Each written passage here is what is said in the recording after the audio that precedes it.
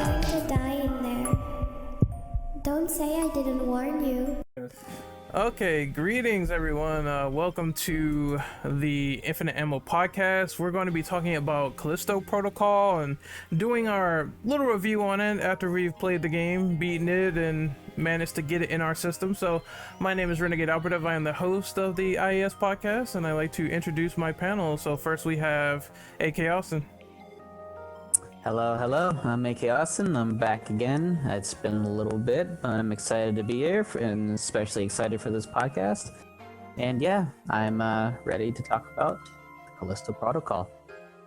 Next we have Des.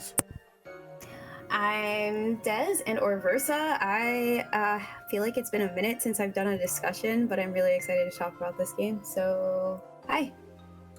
Next up is Shubashta. What is up? So I'm back again with more another podcast. Basically, last one we did was the Gears of War one. So I'm happy actually to be back in another one doing these. It's pretty fun. I'm excited. And we have Mr. Max. Hello, my name is Max, also known as Lord Ectro, and I'm excited to talk about my fun time in prison. Prison. I like that. We're fun I time. mean, yeah, there was only a minimal amount of toilet wine, so I think I made it out all right. All right, we're gonna get right into it with the first one, and let me see. I'm gonna go in alphabetical order, so Austin will be first. All right, So, first question, Austin, can you read that? sure can. Let's begin talking about the gameplay for Callisto Protocol. Users were having difficulty adjusting to the melee/dodge system. How did the overall combat feel in your experience? And oh boy, just as a heads up for those who are watching the podcast, I played on base Xbox One. It was not recommended. There's stutters galore, etc., and the gameplay was just super bad, just because of the whole tech issues. But after I think it was day just 24 hours or so after, and you get the patch, and I was able to actually experience what the gameplay is like. I didn't have any trouble whatsoever. Maybe one or two stutters here and there, which got a free hit, or I had to block instead of dodging. Overall, I did not have trouble with it. I did have trouble at the beginning in the first tutorial sections. I didn't understand at first until it's oh yeah, just hold it and it works. And I was oh, I thought you just had to press it. And so I think it's a little bit of the game's fault, just not entirely telling you right away that you need to hold it and you're fine. It only tells you it after a few minutes after the whole tutorial section of it. But honestly, the combat felt great, especially when I had my second playthrough, and I just switched it from hard to easy just to have fun, and you can do some crazy shit in this game. That's super fun, from just doing melee combos to stun locking enemies. I took on a horde of four or five guys at once, and they didn't touch me once, and I just used all my assets, and it's just super fun.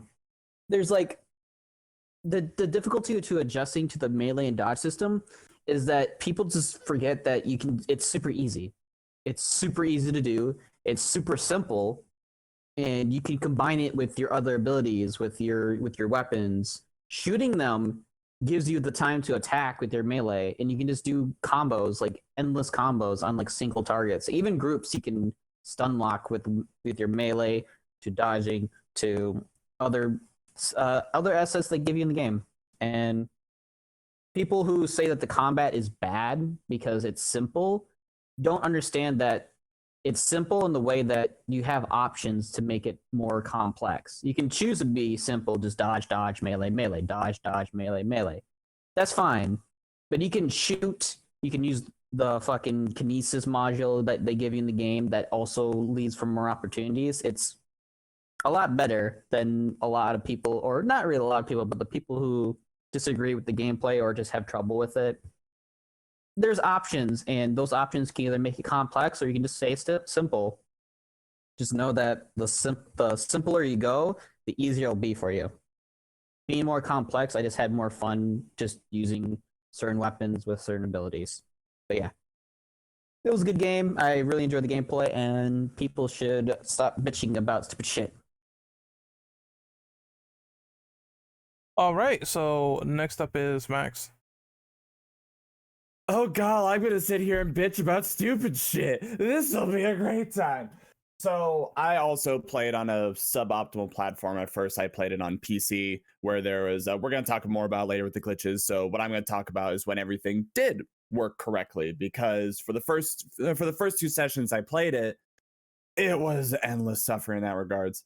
And I would like to say I like the idea of the system. I'm Since we're talking like the combat just in general, not really acknowledging how the monsters work. I liked the idea of the combat system. I liked how streamlined it was. It was something new and something unique, and I really did appreciate it. But that being said, I really didn't like it.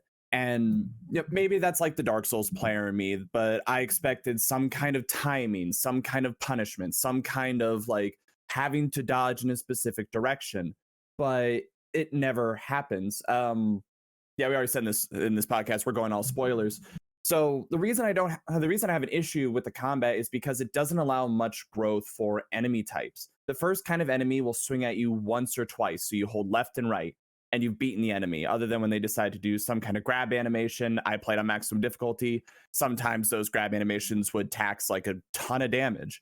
So then you get through the game a bit more. You're midway. Well, now enemies swing at you 3 or 4 times. Like, oh well, the challenge hasn't really changed. Even in swarms of enemies, they only attack you one at a time. And sure, like striking with the melee and like firing with the gun for endless combos, it's fun. It's like really gratifying. I think gratifying would be a good word for it. It's visceral, and that's what we want. But the combat itself never changes. And then you get to the final boss, the same issue happens again. They like swings like what 5 or 6 times. The two-headed boss swings at you once, and the only thing is, well, it's an instant death now. But the combat itself hasn't really changed or adapted. Now there are enemies that fire range, which are great. There are I call them cats. It's like the slugs in the different lockers, and then like the things that would latch at you from across the room. Those didn't really add much because they just tax your health. But the mutated, the blind, the elite, the normal, they all effectively fought the exact same way. And it felt like, if anything, the game was limiting itself. And no, I'm not saying this because like, oh, it's not exactly like Dead Space, because it's more melee focused.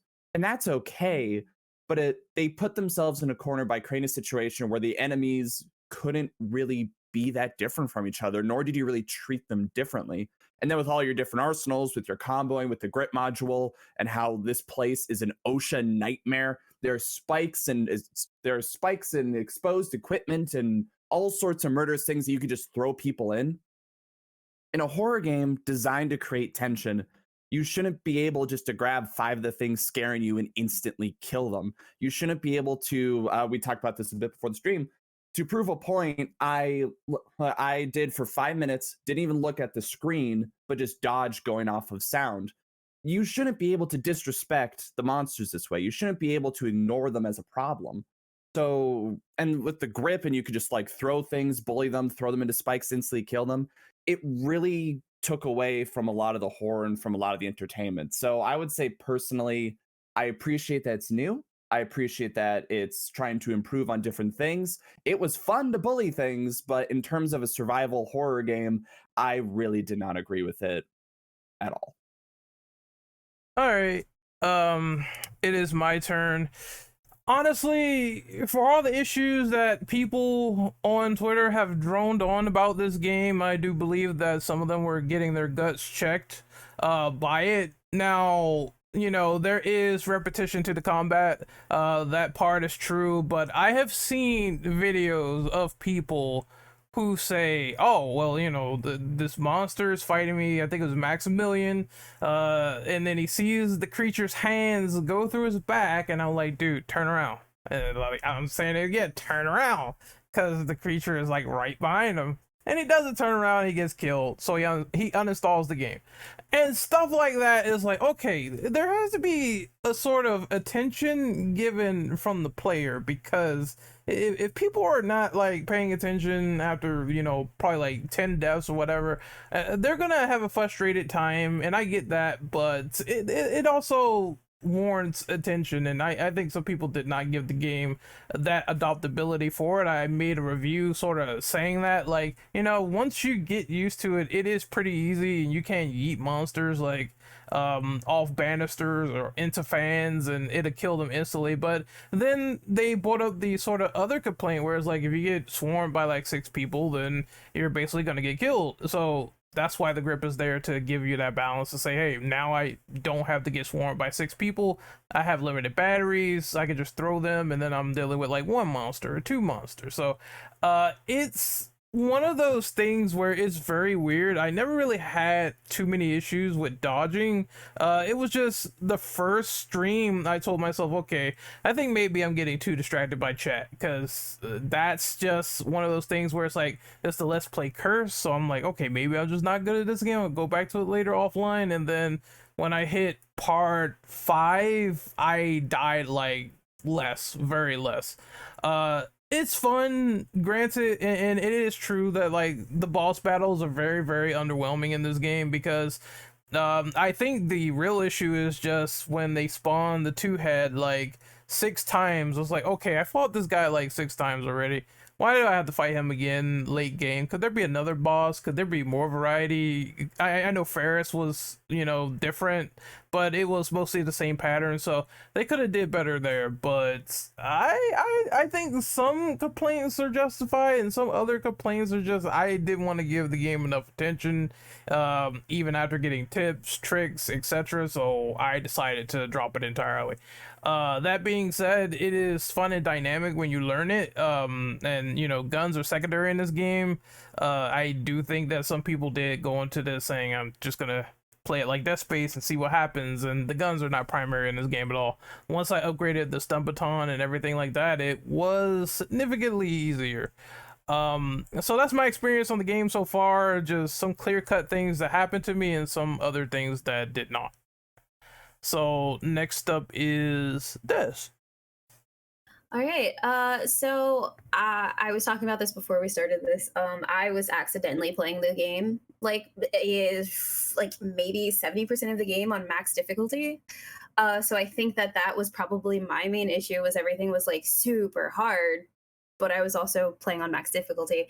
As far as the melee and dodge system, it was a little, it definitely took some getting used to, but like once you get used to it, it's fine, as long as, you know, everything is registering properly. I was playing on PS5, and I still think that there were times where it was just like not registering.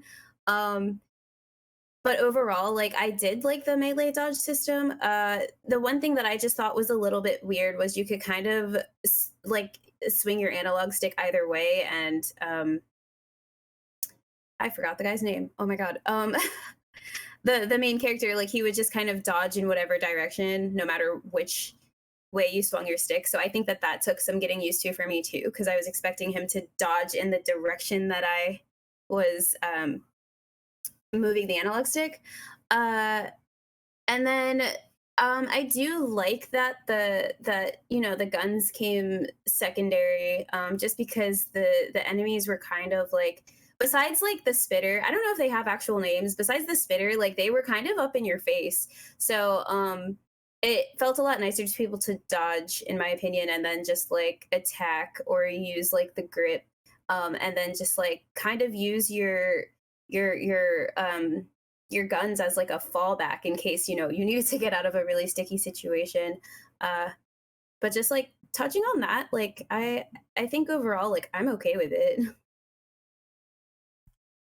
Shug, it is your turn on this question. Alrighty. So, to me, I didn't have really much of any difficulty getting used to the combat itself.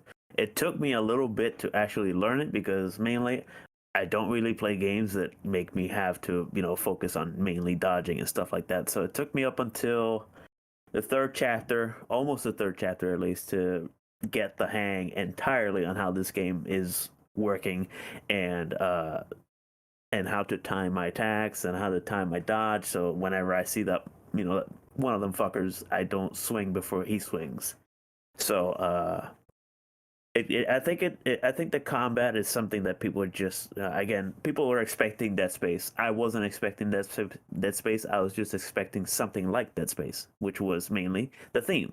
So I came in there with a clear mind on how the game was going to be.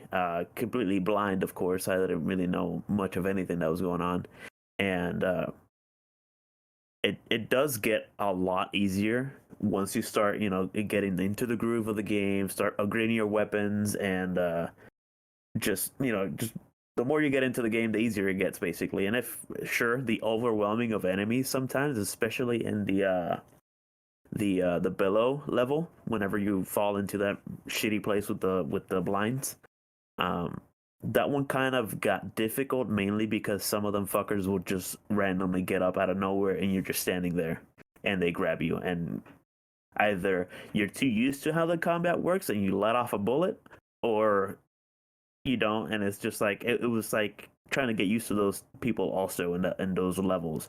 So I think just how you take the combat and how it makes you feel, I guess, how it's weird. It's like not really a normal type of combat that you get on a lot of games. But I think once you get overwhelmed and like in a small room or something, and I think it gets more nerve-wracking. Instead of actually trying to focus to kill all these people, it's more like, oh shit, there's 6 of them coming at me and I don't know what to do here. So I think people don't really either they don't really analyze what the hell they're doing, especially on stealth missions. So I think just people didn't really like the fact that they had to struggle to play this game, and they wanted it to be a handheld experience, like how some other games give you like the little arrow of showing an enemy's behind you or somebody saying, "Oh, behind you," kind of a thing. So, yeah, I do think that a lot of people just struggle because they're expecting the type of combat to help like hold your hand. The weapons wise, it was interesting. I loved the baton. The baton was really fun to use. But it does become basically the only weapon you mainly use because it's just the best weapon in there besides the hand cannon. And that's basically your baby the whole 14 hours you play the game. So once you get that one upgraded either to the max or just right before the max, the game just becomes a lot easier for you. If you max out one of your pistols, whichever you want, I guess, the combat becomes a lot easier. And it's I see that a lot of people didn't really like go into the game itself. I saw a lot of streams, I saw a lot of clips, just people complaining there's too many enemies, there's too much happening that I can't deal with, and it got kind of annoying watching people play the game and just complain about it the whole time. All right, so we're gonna move on to the next question, which I'm gonna give myself a skip on this one because I did not experience that many issues in terms of hindrances or stutter, but I know people did. So the launch of Callisto Protocol gave users on PC some frustration.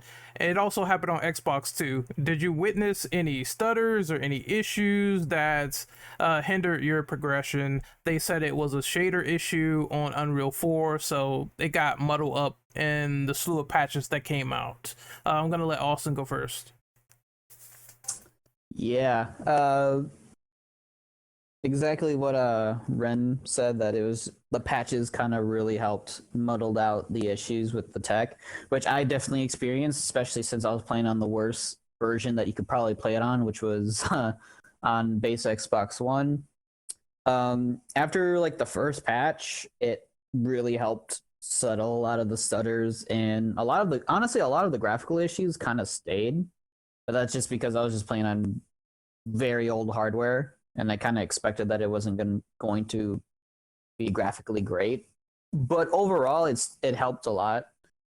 Like I said, like having the last 3 hours play pretty decently when the patch came out was really nice, and then I pretty much decided to play again. And at this point, the second patch came out, which helps with a lot of loading textures and stuff, because there's a lot of areas that I experienced when I first played that textures just did not load.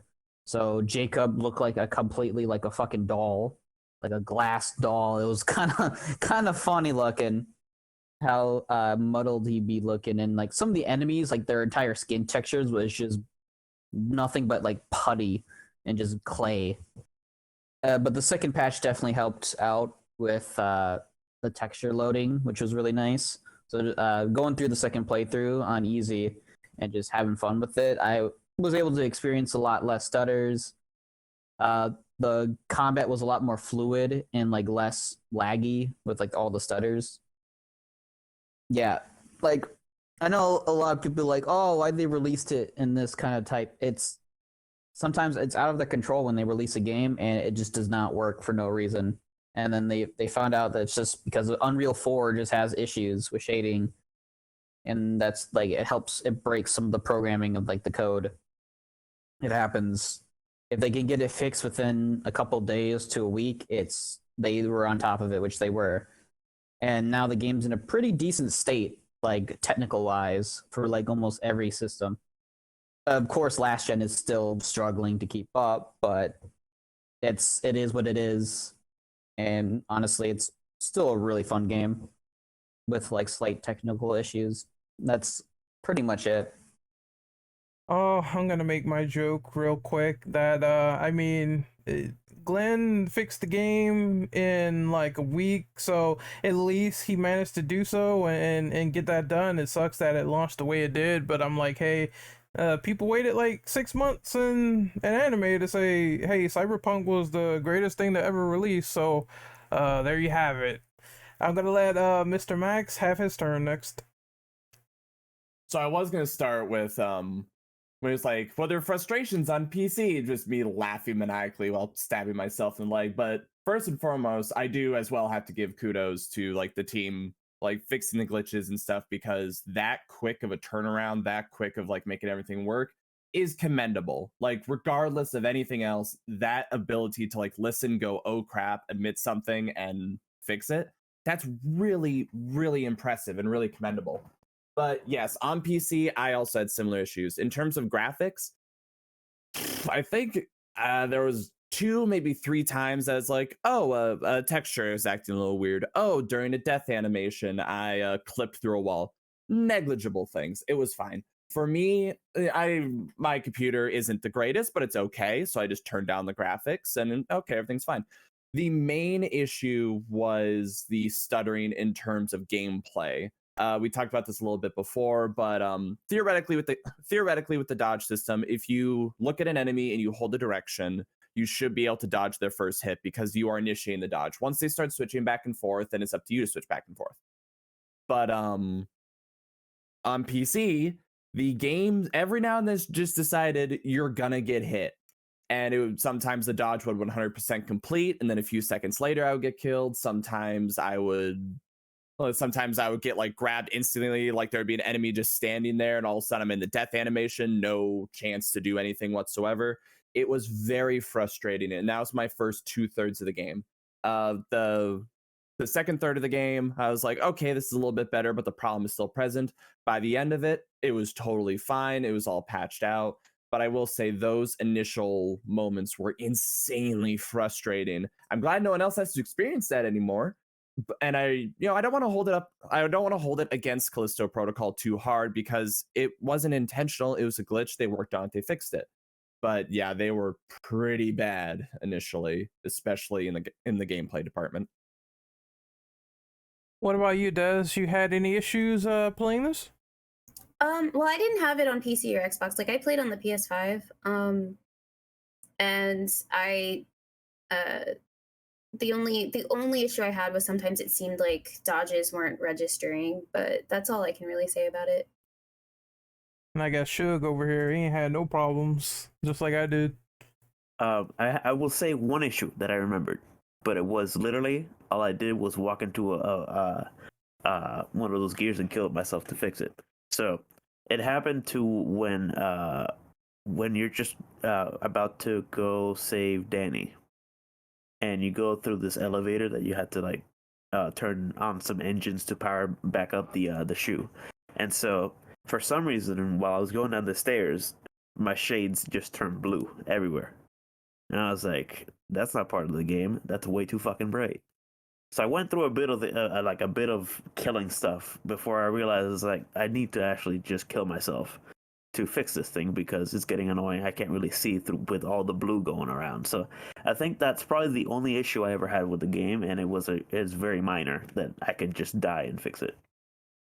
Yeah, I had. Don't mind me as I hold up my fist to the sky and say, "Curse you bastards! You didn't have to suffer." Don't mind me. I mean, yeah, I only saw the blue stuff, but it happened in a cutscene and went away Yeah. in like 3 seconds. Like it did not last that long for me. So the issues that I had were very minor. It led to some narrative conspiracy on Twitter. People saying that, oh well, you know, Callisto devs, they hired people from Sony, and Schofield had to come out and say they only worked on the cutscenes. They didn't work on the gameplay or optimization to make the PlayStation version the better version. It was just sheer coincidence.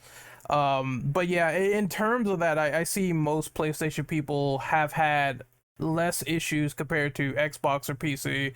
And I guess maybe that problem or shader issue was a little bit more prevalent there. We're gonna move on to the next question though about some of the benefits of the patches with the gameplay and if it made your experience better or worse. So they decided to put in things like you can swap your guns quicker, you can heal faster with the health injector, which is something I noticed. It's like I think originally it took like literally 5 seconds. It was a very slow animation, and they decided to fix that. You can skip the death animations. Of course, we talked about the stutter already, and we talked about the ray tracing. I'll just go real quick on this. I'm glad they added the idea that now you can heal faster, because you couldn't do that in combat at all originally before it was all patched. You had to sort of plan your attack and run in there, but I didn't find that as an issue. Like, I don't know what it is, maybe it's just me in survival horror games, but when it comes to healing, I just wait until the encounter is done, or I do it before. I'm basically not the type of person that would do it during combat, because I feel like that's stupid. I'm gonna get hit and waste this health item, so there you go. But some people like doing that, so it is one of those things. So that was virtually impossible, but I would just like simply kill the enemy, stomp on him, take his health, because you can do that, and just move on. They also have the gun animations. Now, I didn't like this at all when it was super slow. I thought it should not take 10 seconds to swap to a handgun, to a shotgun, and back to an assault rifle. I am glad they fixed that, because I don't know what in God's name was the fucking idea behind swapping between skunk gun and waiting for that animation to finish beforehand. So kudos to them for fixing that. But before, it was massive balls. And let's see, skipping death animations should have been in there from the beginning, but I guess it's not much of a big deal if you're playing on PS5, because those load times or those issues like just go quick with the loading screen, so you're not even there. But on PS4, I will say, if you died, you will be waiting approximately 55 seconds before reloading into the game again, and that was excruciating. But I also get it, because it's like last gen hardware, so it's like it's the only choice that you got. It's a headache, but it's at least playable in some state. So that's how I felt about all that. I'm gonna pass the baton over to Max, since Austin said he's skipping this one. Well, I already talked about how like fixing the gameplay issues with like the stuttering was the major thing. Everything else to me was secondary. But if anything, I would just say this is another really good example of, you know, the people who make Callisto Protocol being willing to listen and being willing to change their initial vision to make a better experience overall. Like with the healing, even now with how it's faster, I wouldn't say it's something you would do mid-combat. I agree with Ren, you wait until the end, but it's nice not having to wait so long to stab yourself in the neck. Swapping your guns faster, it feels better, and it just improves the gameplay, because it sucks having to like really think about hooking your gun on your hip or on your back. It's like, no, you want to be a little bit faster and still reasonable. Skipping death animations is great. I really think you should be able to skip cutscenes as well. I don't know if they added that yet. There are some other small quality of life things, like playing audio while moving as opposed to having to sit in one place. Maybe I wish you could skip the cutscenes of like the upgrade animations and stuff like that.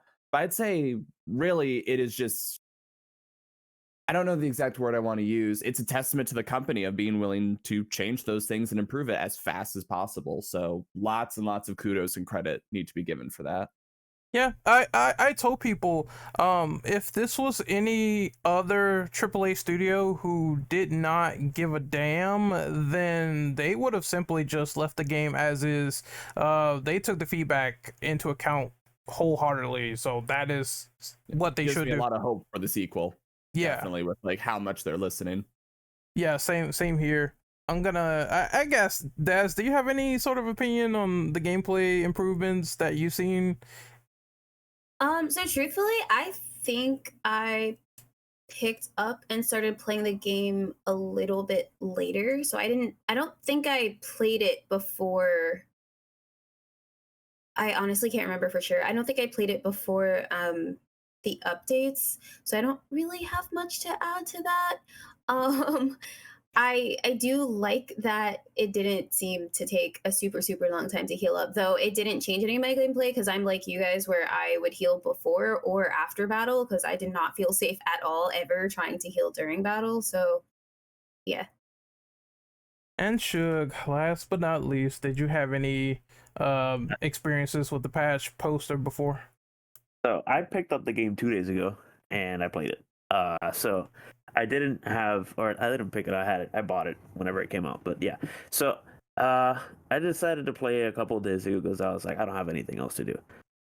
I started it. I didn't really know that they patched it already or whatever, and they'd added all these like new things that the swap gun faster, the healing faster, the skip death.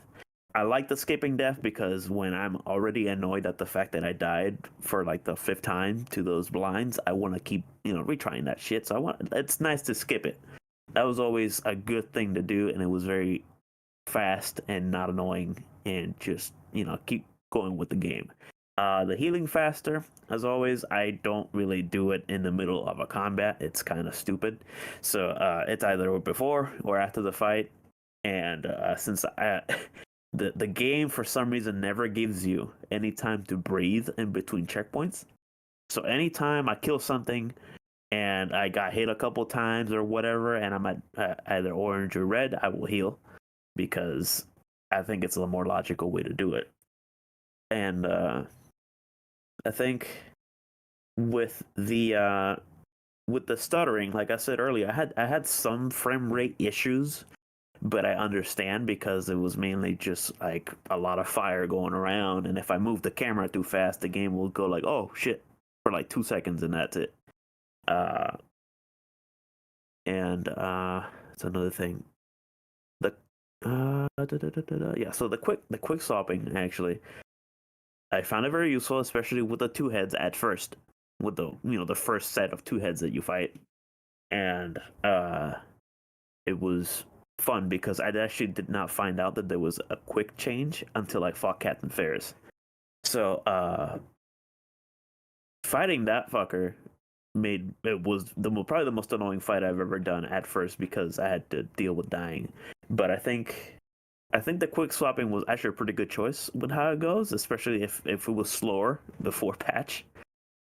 I want to know before patch. It was annoying if you. Shug, you're cutting out a little bit. You're cutting I don't out. know. How bad? Talk now. Okay. Yeah, you're good. So okay, sorry. But yeah, so like, his fight was pretty nice with the quick swapping, and you get used to it again, especially after I found out about it like later on in the game. So I think that's pretty much it. All I have for that kind of section. Very minor words there. All right, we're gonna move on to question number 4. Then, what are your thoughts on the skill tree and the upgrades that you can receive in the game with the Callisto credits? I'll start off with Austin yet again. All right. The upgrade paths and skills and other shit you can get in the game. I'm actually pretty mixed on this. I felt like there's just some like gun upgrades that you can get that I just felt like I would never really want to use or would spend the money to get. but they kind of force you on the path to grab it anyways. I'm just like, I really want the explosive shot, but I don't want this like stabilizing thing, because when you shoot in this game, everything has so much like time to recover from the recoil that you don't really need it. I got some like the quicker firing guns, like the tactical pistol and the assault rifle would benefit the most from it. But there's a lot of like already like aim assist like things you can do in the game that just kind of removes that fact. I will say that I believe that the two best like weapons or tools that you can upgrade was definitely the grip and the baton, that had the most like influential stat increases to that item itself. Like you can increase the damage that you use with the grip, which actually proved to be pretty useful at like later game with like elites. Just throwing one elite already loses an arm and he's like already close to death. Having the baton at max damage is so much fun, and that red lightning shit on it is so cool. You just destroy things with it, especially on easy. On easy, you legit like 2 to 3 hit everything. It's pretty insane on easy. On hard, it just makes melee so much more better when you have it upgraded pretty fast. But I did feel like the blocking, like there were some paths like with the baton, like the whole defense, like, oh, if you block, you can do a special attack. If you block, you take less damage. That was like the only good one. And then there's, if you block, the enemy takes damage. And I was like, I'd rather just dodge than just take the small amount of damage and they take a little bit of damage. It didn't seem that useful. And then the right side of the skill tree, the last one you can get in that one, it says that you can target the enemy's weak spot within the combo with your baton. And it's kind of worded very weird. It's basically saying that you have a better chance of hitting their weak spot when you pull out your gun for the quick fire. And I was like, oh, I don't really need that. I would rather have a melee attack that helped with dealing with their weak spots a lot easier. And it kind of was like worded very weirdly until I actually experimented with it. So there was like very few upgrades that I got on the baton that I just didn't care about.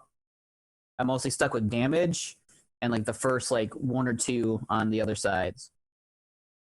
But like in the case of like, because I played on my second playthrough, I was able to get the baton, the tactical pistol, the riot shotgun, and the grip all maxed out on easy. And I got nothing else. And I still had like over 10 grand credits by the end of the game. So I could potentially get like another weapon acquired and upgraded. So there was a lot of like chances of getting money that you can just fully upgrade your shit. And there was probably like 2 or 3 weapons that you can like fully upgrade. But like I said, what was mixed is that you don't get a lot of options to diverge, like Dead Space. Dead Space, you're able to upgrade a certain stat if you went down a certain path and saw where it went.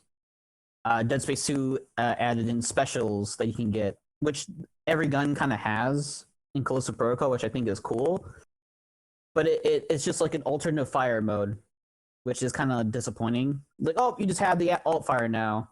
I was like, it would have been nice to have that like early on that you can upgrade instead of just getting at the end. Like, I wish there was.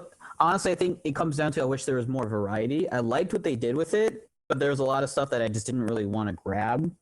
But you kind of needed to if you want to get like alt fire modes or just improving the weapon entirely, like damage. So yeah, I was like, if they're going to do like the expansions or like a sequel in the future, or like a expansion sequel, whatever they're planning on doing in the next 4 years, they said, I would like to have more different skill trees. Specifically, like I want to increase my health. I want to increase like armor. I want to increase certain other stats that is not just baton, grip, and guns. I want a little bit more variety, and that's pretty much it. There's a lack of variety, but what is there, you can have some fun with. Next up is Max.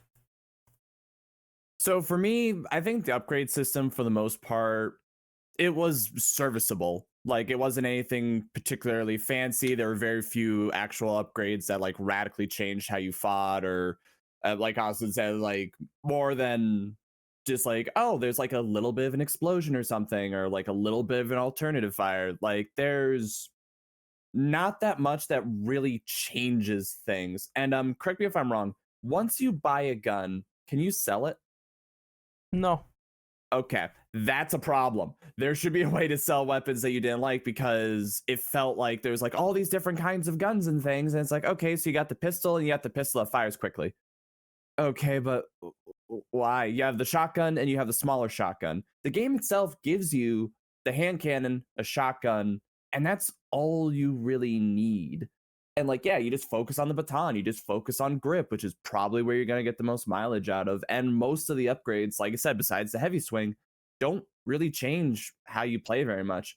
It was also kind of annoying, especially considering you couldn't sell guns, right? That you can't really upgrade your inventory space. You can't really upgrade your health, which I think would have been that would have been a benefit to have that in the game. Even though I said earlier, it's like, well, it isn't even really necessary on hardest difficulty because you just get better at dodge and everything instant kills you. But I think it would have helped to give more of that variety. But overall, yeah, the upgrade system, it was fine. The base weapons they give you are fine. I got the assault rifle for giggles, and it was fine. All the upgrades are logical, make sense. They just don't radically change anything. So I don't really have anything against it other than to echo that, yeah, some more variety, some more radical changes would have been nice, as opposed to just general incremental improvements. All right, it's my turn. I found some upgrades to be a little bit more beneficial in the long run, because there was the fact that, of course, people didn't use the super heavy strike, which knocked the creatures down, and that added a lot of like leeway when you're fighting 1v1, as well as when you get the block break. So there's that dumb animation where you're smacking them with the baton and they just happen to block the move, and I'm like, okay, and then you don't hit the monster and then they start hitting you again. Block break is good, so if you want to smash off their arm and continue to hit them, no problem. Then that's one of the great things about that upgrade, so it opens up the creatures a little bit more, and I really enjoyed that. The thing about Dead Space and their sort of upgrading system is, the issue is like, I like it a lot and how they give you a lot more variety, but I didn't like how there's empty spaces in between for the nodes to upgrade, and Callisto didn't have that, and I thought that was like really great, that you could just skip the semantics and go straight to the upgrade that you wanted. Even though I think once you get to the top, it starts becoming like 4,000 credits, 3,000 credits. It got ridiculous, which is why they need to add New Game Plus. And unfortunately, because it's not in this game and it's DLC, you can't really experiment with having all the guns on your person, nor can you sell them. And I find that to be a huge issue, a huge problem.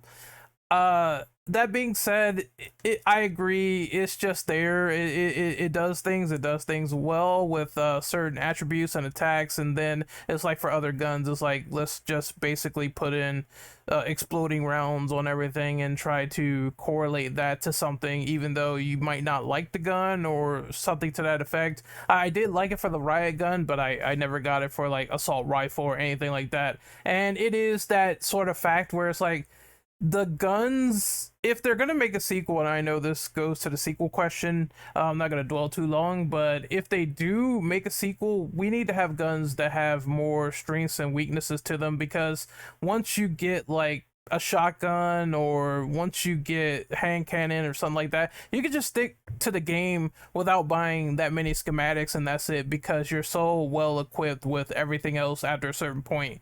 And I think that sort of killed the variety factor of it all, so that's the real problem. Otherwise, I didn't have too much of an issue in terms of learning where I needed to go for the skill tree. I just decided to say, hey, this is a goddamn stun baton, let me get the most damage real quick so I can kill these monsters. I have this electric radiating aura, so I can be like the Doomslayer when I'm smacking them in the corner. And that was great. I finally figured out where to apply those sort of attributes and skills, and it just made it a little bit more fun to play whack-a-mole. So I'm going to move on to Des. What do you think of the upgrading system? I do like the fact that you and Max were like, you only really need like the shotgun and the pistol, and it's like, all right, cool, because that's all I used. I literally don't even think I think I had the schematics for some guns, but I never ended up buying them except for the assault rifle, more so near the end of the second to last chapter, I think. But because it's so melee heavy, like it didn't really seem like you needed to have this variety. um and so hearing that like some of these other weapons were like, especially like trying to upgrade them, it's not something that felt needed, or there were upgrades you could have bypassed. Like it, I don't know, I'm just glad I didn't end up wasting the very little Callisto credits I had. Again, I played on max difficulty, so I didn't feel like I ever got enough Callisto credits to like buy anything, so I never ended up maxing anything out. And I don't know. I don't know if that was just a me issue. I wanted to max out the baton. I wanted to try out some things, but by the time I had enough Callisto credits to try out, like especially with the blocking for to knock off an enemy's arm. I think I was near the end of the game when I was like, oh, I have enough Callisto credits for this. This would have been useful so long ago. But again, like I could understand why it wouldn't be so easy on max difficulty. But it would have been nice. It would have been nice. I think that's all I really have to say about it. Really. Next up is Shiv. Yeah. So I feel that like I understand, because I also had a problem with upgrading everything to the max. I always felt like I never had enough credits. I would either end up selling most of my ammo just to upgrade something, or hunting for the CPUs and all the nice relics we could sell for 750 and to 1,000 or whatever. But yeah, like I found myself mainly just upgrading like 3 things out of all the stuff you get, and that's pretty much it.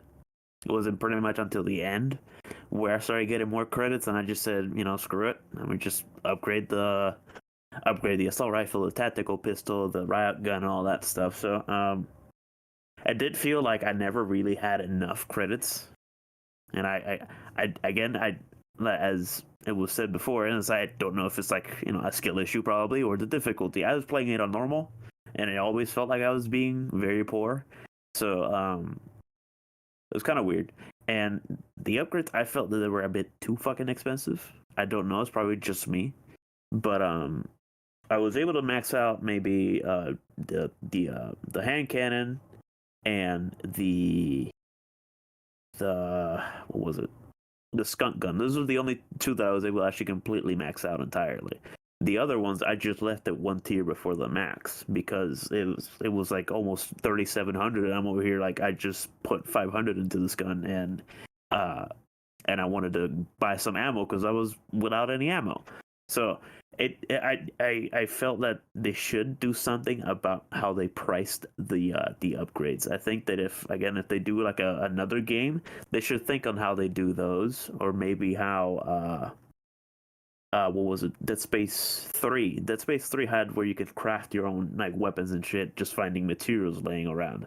So maybe if they add something like a crafting situation, that might help change how the weapons are used and whatnot, especially with how you can combine them in that game. But yeah, like I only ever found myself using 3 things, and I was pretty much throughout the whole game entirely. The rest of them, I never really used it unless I ran out of ammo from the other weapons. That's pretty much what I have to say in that kind of respect. It was just it felt like I was unnecessary to have all those weapons. Okay, we're gonna move on to question number 5, and this is creatures and boss battles. Oh boy! So, what were your thoughts on those in particular? I'm gonna start off with Mr. Austin. Alrighty. What did I think about the creatures and boss battles in the game? First off, I wanted to say that I thought the creature designs for everything, even the final boss, I really liked it. I thought I liked the really raw and grotesque, like visceral transformations that all these people were going through, and like the mutations that elites would be having was really cool. Albeit it was every time they mutated though, it was the same like model. I wish there was a little bit more like variety. Like if like a spitter or an infector transformed, they like transformed to something else. But I believe I am studying a bit. Give me 1 second then. I think I know how to solve this. Ooh, alright, I can't wait to talk about Captain Ferris. That's gonna be a roast. That's the sound of him slapping his computer. It's okay. Over Captain Ferris. I got it.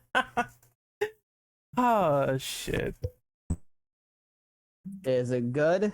Yeah, you're good now. Okay. All right. Thanks for letting me know about that. Anyways, back to topic. Like I said, like I wish I do remember them talking about that enemies will be more like different when they transform in like the DLC / expansion shit that they're going for, which I'm pretty much excited for. Like, give me more variety. I like the designs so far. I think a lot of them are really cool, and they're pretty. I wouldn't say unique. They're pretty generic. Like if you watch The Thing, a lot of these creatures give off The Thing vibes, which is kind of funny because I love The Thing. But all in all, I feel like I think they nailed the nail on the head with the designs and like the audio design for all the monsters. They're very grotesque. They're very disgusting. It's just visceral and gory. It's just body horror to the max, and I just love it. The first boss, which is like the twins, the big twin dude, I really like the idea that when you defeat its first phase, which is its slow lumbering phase and like easier to hit, it gets rid of the side that's dead, which is super cool. It's a really cool animation where it just slices through its own body and rips it off. I was like, holy shit. When I first saw that, I didn't even see the first part. When I first fought it, I was fighting it and I was like, I got it down. I was like, sweet, let me just run around and reload. And then I saw that half of it was gone. I was like, what the fuck happened? And it killed me at one point, and I restarted the fight. And then I actually saw the animation. I was like, holy shit, that's really sick. I like that. I like when they get into the detail of them just tearing themselves apart. That was a really cool part. And then you get to fight Captain Ferris a few times, and I like that he's like this big shithead of a guy who's like a bully. He's like the big, like, I'm just going to smash you. So, I actually really like that he was like this big shithead. And then he transformed into a fucking Resident Evil boss. I was like, what are you, fucking Birkin? I'll take it. I had a lot of fun fighting Captain Ferris. I like that they just made him this giant monster. Like he's like the alpha, and like he's just this giant monster. They did give him like a force field, but I was like, this is kind of like space aliens, so I guess it makes sense. Dead Space had a lot more crazier shit than this, in my opinion. But yeah, I really had fun with fighting these creatures and just seeing how fucking disgusting they are. It was a blast. I thoroughly enjoyed it. Max, it is your turn. I'll pass the baton over to you. What do you think of the monsters and the bosses? If we're talking in terms of just visual design, I think they all look really good. There definitely was, while playing the game, it did feel like there was only a certain number of models, and maybe there should have been some more enemy variety or how they looked. And as I complained about before, yeah, as was pointed out, like, being a whiny bitch, I'll take that. I do wish there was more variety. I do wish they did different things. The ones that were like spinning was great. There was some explosive ones. As I said, the ones who tax you, just grab you, I didn't think they were very fun. But visually, they were all visceral, horrifying. I liked how everything looked cancerous. I like to agree with Austin. I didn't really like how when they mutated with the tentacles, because seeing the tentacles for the first time was really freaky and really scary, and I liked it. But then they all just mutate into the same guy who fights the same way. It was kind of disappointing in that regards. But yeah, I did like them overall. I just wish there was more variety, and I wish they acted differently. The final boss fight, you guys say Birkin. I saw the from XCOM, the Andromedon, the giant mech thing that's like, there's like a little gray man inside it, and then it like pukes out its guts. I actually really enjoyed the final boss fight with crap, you just said the Warren's name, but I totally forgot it now. Fighting him the first time, where it's like a fight you're not designed to win. It's like, okay, so this is more just left, right. You just have to keep the combo going, and every now and then he like grabs you and throws you around a little bit, but it doesn't actually do any real damage. But that final boss fight, honestly did a really good job of testing the skills that you would have gotten throughout the entire game. It forced you into the melee only part right at the beginning, and then afterwards you had to focus on fighting explosive canisters, tricking explosive enemies into getting near the giant boss, and using your environment. I think that was well designed, because what is any boss fight but a test of your skills and what you've learned? So the final boss fight, I will give lots of kudos to, but in terms of the basic enemies, gameplay wise, repetitive, visually, really pretty, until you play the below level and you realize there's only 2 or 3 models of the blind and you fight like 100 of them. It starts to get a little repetitive, and all you see is like the cancerous pus, whatever you want to call them, the inflammation. And like, it's pretty individually until you fight like 50 of them. Des, it is your turn. All right. So okay. So I feel like I agree with like a lot of that has been said already. I do like the idea that there have been like different, like, you had the basic guys, you had when I was first introduced to the spitter, I was like, oh shit, like what is that? Like, but then I was like, oh, that's a really cool like creature design, but it's the only one that seems like it can fight from a distance. Which I guess is nice if you get hoarded or whatever. But there was that, and then there was the explosive ones that definitely gave me a lot of anxiety, especially with the final boss fight. And Max, with what you were saying, was how like the final boss fight tested everything that you learned throughout playing the game. I was definitely tested, because those are the guys that literally kept like they kept ruining me as I was trying to fight Ferris, I believe, Captain Ferris. So yeah, so I thought that was interesting. The ones that I thought were annoying were if you went to like open a chest or whatever and it ended up not having items in it, and it ended up having those stupid little like, I don't even know, the larva, or is that what they were? Like the larva creatures, like those were annoying. And then whenever you went like into the depths and you had those oh gosh, they were like in these like things that kind of exploded out and they would pull you towards it. Those were annoying too. But they didn't really do much. You literally just had to like spam triangle to get them off of you. And I'm trying to think of I didn't really like the I thought the idea of creatures mutating was really interesting. The only issue I think I had with that was literally the fact that literally once you meet the mutating ones, that's all the rest of the enemies for the rest of the game is they all mutate. Like at least that's what it was in my experience. But it was the fact that they all mutated the same, so it was repetitive as hell. And then if you were ever around any of I called them Clicker 2.0, or no, we didn't call them Clicker 2.0 because I streamed this game. We called them great value clickers from like The Last of Us. So the guys that like couldn't see and like relied on sound and stuff, like they got annoying, but like having to deal with them and also deal with the guys that mutated was just a lot, in my opinion. So like as I thought that they were interesting on their own, but then like I think it was mentioned earlier in the podcast that the game doesn't really give you a second to breathe, and those were my exact thoughts. Like once I was getting near to the end of the game, I felt it. I was like, I'm nearing the end of the game, but like every like 2 seconds, like no matter like what you fought, it kind of sucked because you couldn't there was no room to breathe. You were fighting and fighting and fighting, and there was no like second to be able to like grab get your bearings. And it kind of I think I reflected on that, and it felt like that was the whole game for me. It was just you were literally just fighting. So it felt really repetitive after a while, and it got really old. And it was a lot. And then there was the two-headed creature, who I thought initially was a boss. And then I thought, I was like, okay, we're quite far into this game now, and this is the first time I'm encountering a boss. So I know there's going to be more bosses later on, but then when you encounter that creature, I think it was 2 more times, it was just like, Wait, what? So we don't get any other bosses. It's literally just you get one boss, but you get him multiple times. It was just really interesting to me. I definitely thought that we'd have like more variety when it came to bosses. So yeah, there's that.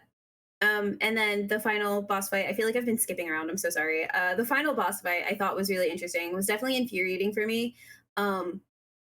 But when you actually finally fight Captain Ferris, I thought it was really interesting to have to deal with him and his like first form or whatever, and then he like morphs into this big giant ball of like what the hell. It was really interesting to deal with him, and then like the guys that explode as well. So yeah, I don't know. Like overall, I think that they were interesting. I do just like hate the fact that the mutating ones got old after a while, and then yeah, that's pretty much it. All right, so since the Brit is late, I'm going to introduce him. So Spartan, introduce yourself, please. My name's SpartanWright. I apologise for being late. My Wi-Fi is pretty shit. Just like how honest that is. But we're talking about the creatures and the bosses, so any sort of opinion on those two in particular? I've heard a few people mention that design-wise, they are fantastic, and I completely agree with that. One thing Callisto Protocol got absolutely wrong was the visuals, and just how gnarly they were, especially if you've seen the collector's edition box art around the entire four sides, and obviously the statue inside. They really put a lot of effort into the visualization of these creatures. However, saying that, I do find the actual variety to be quite lacking. I think it was Matt that said earlier. I agree. I was absolutely terrified first time they mutated, and I thought, oh, okay, I have no idea who's going to mutate and who's not in my playthrough. But once you get to like halfway through the game, it's basically everyone is mutating, and then it no longer becomes a jump scare. You know what I mean? It's one of those things where you're thinking, oh, okay, so it is this one. Oh, it's that one. Oh, what a surprise, it's this one again. And I also feel that they are playing it too safe. Again, trying not to be too much like Dead Space. You had the main enemies. You had the Spitter, you'd have the Exploder, you'd have the Flasher, if you will. Boss fights? Yeah, I think Two-Face was touted to be a boss fight, and then you fought him again. And again. Oh, and yeah, you fought him again. And I think the only memorable one was Ferris, but even you fight him like 3 times or twice. And I likened his final boss battle to a Berserker from Gears of War, where you need to damage him a certain way before you can actually kill him, if that made sense. I found that really interesting. He was one of the tricky ones because you can't just shoot him the entire boss battles. You have to do something to lower his health. So I like that. I was hoping there would be a bit more variety of that throughout the game, but I'm kind of glad that they only did it with one, if at all, any. All right, so it is my turn since I did not take it. Not gonna be too long, but the creatures themselves are, fine for the most part in certain instances. I think variety wise, of course, it could have been more, and Dead Space definitely had more, and I talked about this in my review that I felt like they could have done a little bit more with the mutations, because I mean, okay, here's what happens when they have the tentacles in their chest. You have to shoot them to stop them from mutating, and then that's it. But of course, you can't do that if there's like 3 or 4 of them doing the same thing around, so they're gonna mutate and they turn into this giant octopus of a creature, of a man, and then you have to deal with them having more health, and then they just die after you beat them up like a couple of more times. I felt like Dead Space was unique in the sense that you had creatures like the Divider, where it lurches towards you, and it looks like a dude in a trench coat, but when you shoot it, it turns into like 5 different things, like arms, legs, head, and it tries to still kill Isaac and fan out well after the creature has split apart. And I think they could have done something unique in that regard to mutations, where it's like, okay, the guy's leg turns into something weird and it detaches and it tries to like suck your blood out or something. Like that could have been extremely crazy as a mechanic, and it meant every creature could have been different if they had the tentacles inside of their body, which would have probably made them stronger, give them certain properties while you have to deal with them and make sure they don't mutate. And I wish they would have went in that direction. I think I had a mutual, I forget his name, but he made a video on this, and he talked about this on his own video, and he said he wanted the same thing when it came to the sequel, and I'm like, they should have just did that. In my opinion, everyone else though, like Two Head, it got old after the 3rd time. Even in my playthrough, I said, why am I fighting this guy like 3, or like, didn't I kill him already? Is this a new variant of the Two Head? Because I've killed every single one of them to this point, and so they just keep coming. At first it's cool. I think the coolest fight was definitely on that elevator where you fight it for the first time and you don't know what the fuck's going on after you had that entire giant boss skirmish. But at the same time, like I said, it just starts to get old. Ferris was kind of cool. People said they were struggling on him, but in my honest opinion, his first form was completely easy. All I did was like dodge 5 times, he'll grab you, you take no damage, then you do the same thing again. And then I figured out when you fight him the 2nd time, you can just smack him and he'll, you know, get stun locked to death. So I was like, okay, I can just do that with the stun baton, no problem. Final boss was whatever. Again, people said he had a 1-hit death animation if he grabbed you. I never let him get too close. I did notice though that they decided to put in those exploding enemies around you, and I'm like, okay, I'm already fighting a boss. I don't think we need the theatrics of the enemies coming in. Like, they could have put in normal enemies that would have like done things like, oh, I'm gonna protect my boss or whatever. Like, fine, okay, that's cool. But they put in the exploding guys, and there's 2 of them, like one on the left, one on the right, and one on the left always got me because I'm dealing with the one on the right, and I'm like, what in God's name is going on with this entire boss battle? I'm like, I don't like this idea at all. But the boss himself, he only killed me 1 time and that was it, so I managed to get around that no problem. But yeah, yeah, like maybe just take the grip and use the exploding enemies to blow up Ferris himself. Like that would have added some dynamic to the entire boss battle itself. But yeah, it's the thing. If they look disgusting, they look amazing. They look great in terms of design.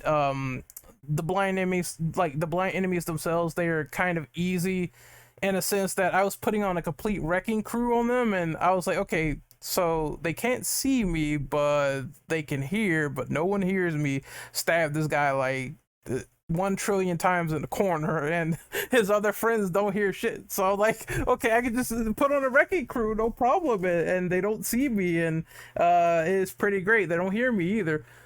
So it definitely could have been some more application to stealth design or doing something, you know, a little bit more unique in a sense. Overall, though, I mean, I enjoyed the experience of at least fighting them and seeing how they operated before finding out their strengths and weaknesses. And I just felt like maybe this game needed a lot more dynamic nature to the boss fights, because that's what I felt was lacking. Like, you just dodge this way, you dodge that way, and the two-head constantly tries to poke you. He gets a little faster, and then that's it. I wish they had a more distinctive pattern. I equate this to Batman Arkham City with Mr. Freeze, where, you know, he's smart enough to break Batman's stuff if you keep spamming the same move over and over again.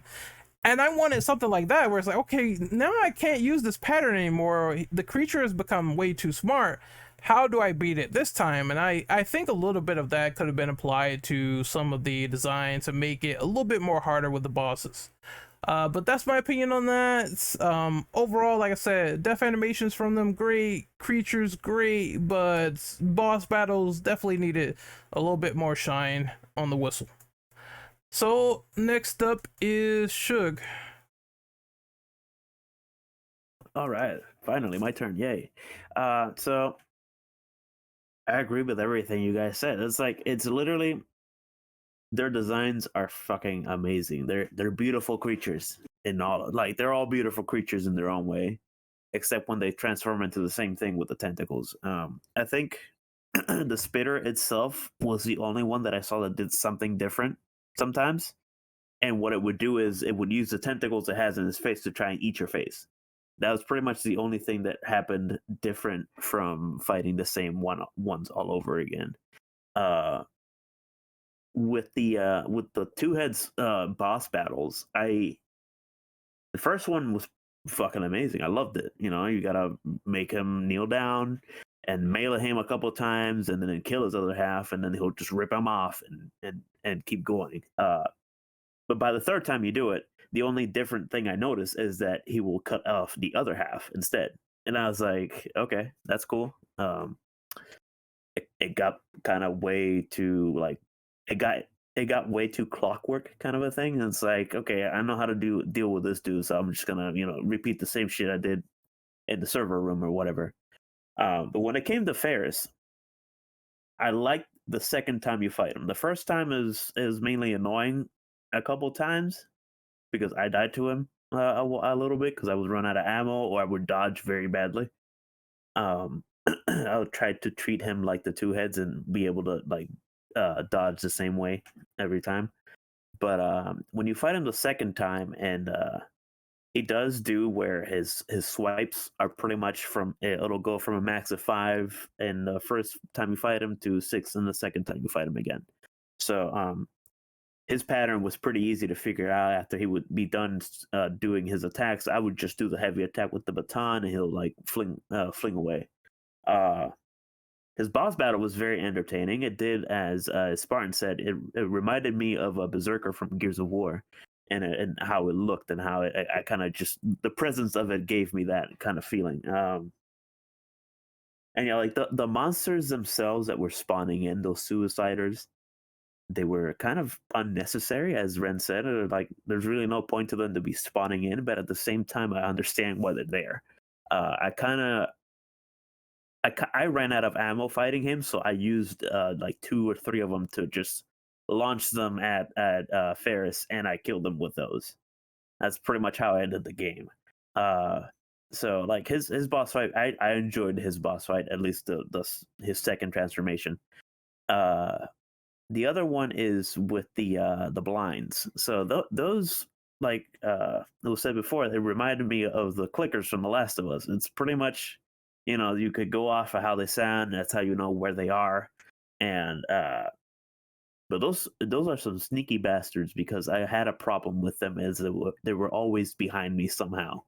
And that was probably the only issue I had with them entirely. But once I started getting how they move, how they spawn in, how they work, sometimes they would actually even get stuck, and I would just get an easy stealth kill.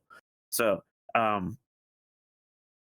those there were the bane of my existence for those almost 2 hours of one chapter, and it was interesting. I think the way they introduced them was pretty well done. Honestly, how they introduce each kind of creature as you go through the jail itself. The fact that it's lacking in terms of how they transform. They always do the same thing. They rip in half, and the same thing with 2 spikes comes out and tries to kill you in 2 shots. I kind of wish they would have done something different with that whenever it would happen. And yeah, I think boss battles, I think, needed the most work out of anything else, especially with the fact that they gave us 4 of the same thing. I think that's my only issue with it. Aside from that, I was okay with the rest of the game. All right, it's time to move on to the big one, which is question number 6. We're talking about story, lore, and characterization within Callisto. The first person that I'm picking in order is Austin yet again. All right, so we're finally getting to the good shit. um, Despite the issues with gameplay that people had, I found it very funny about the people who complained about the story and characters.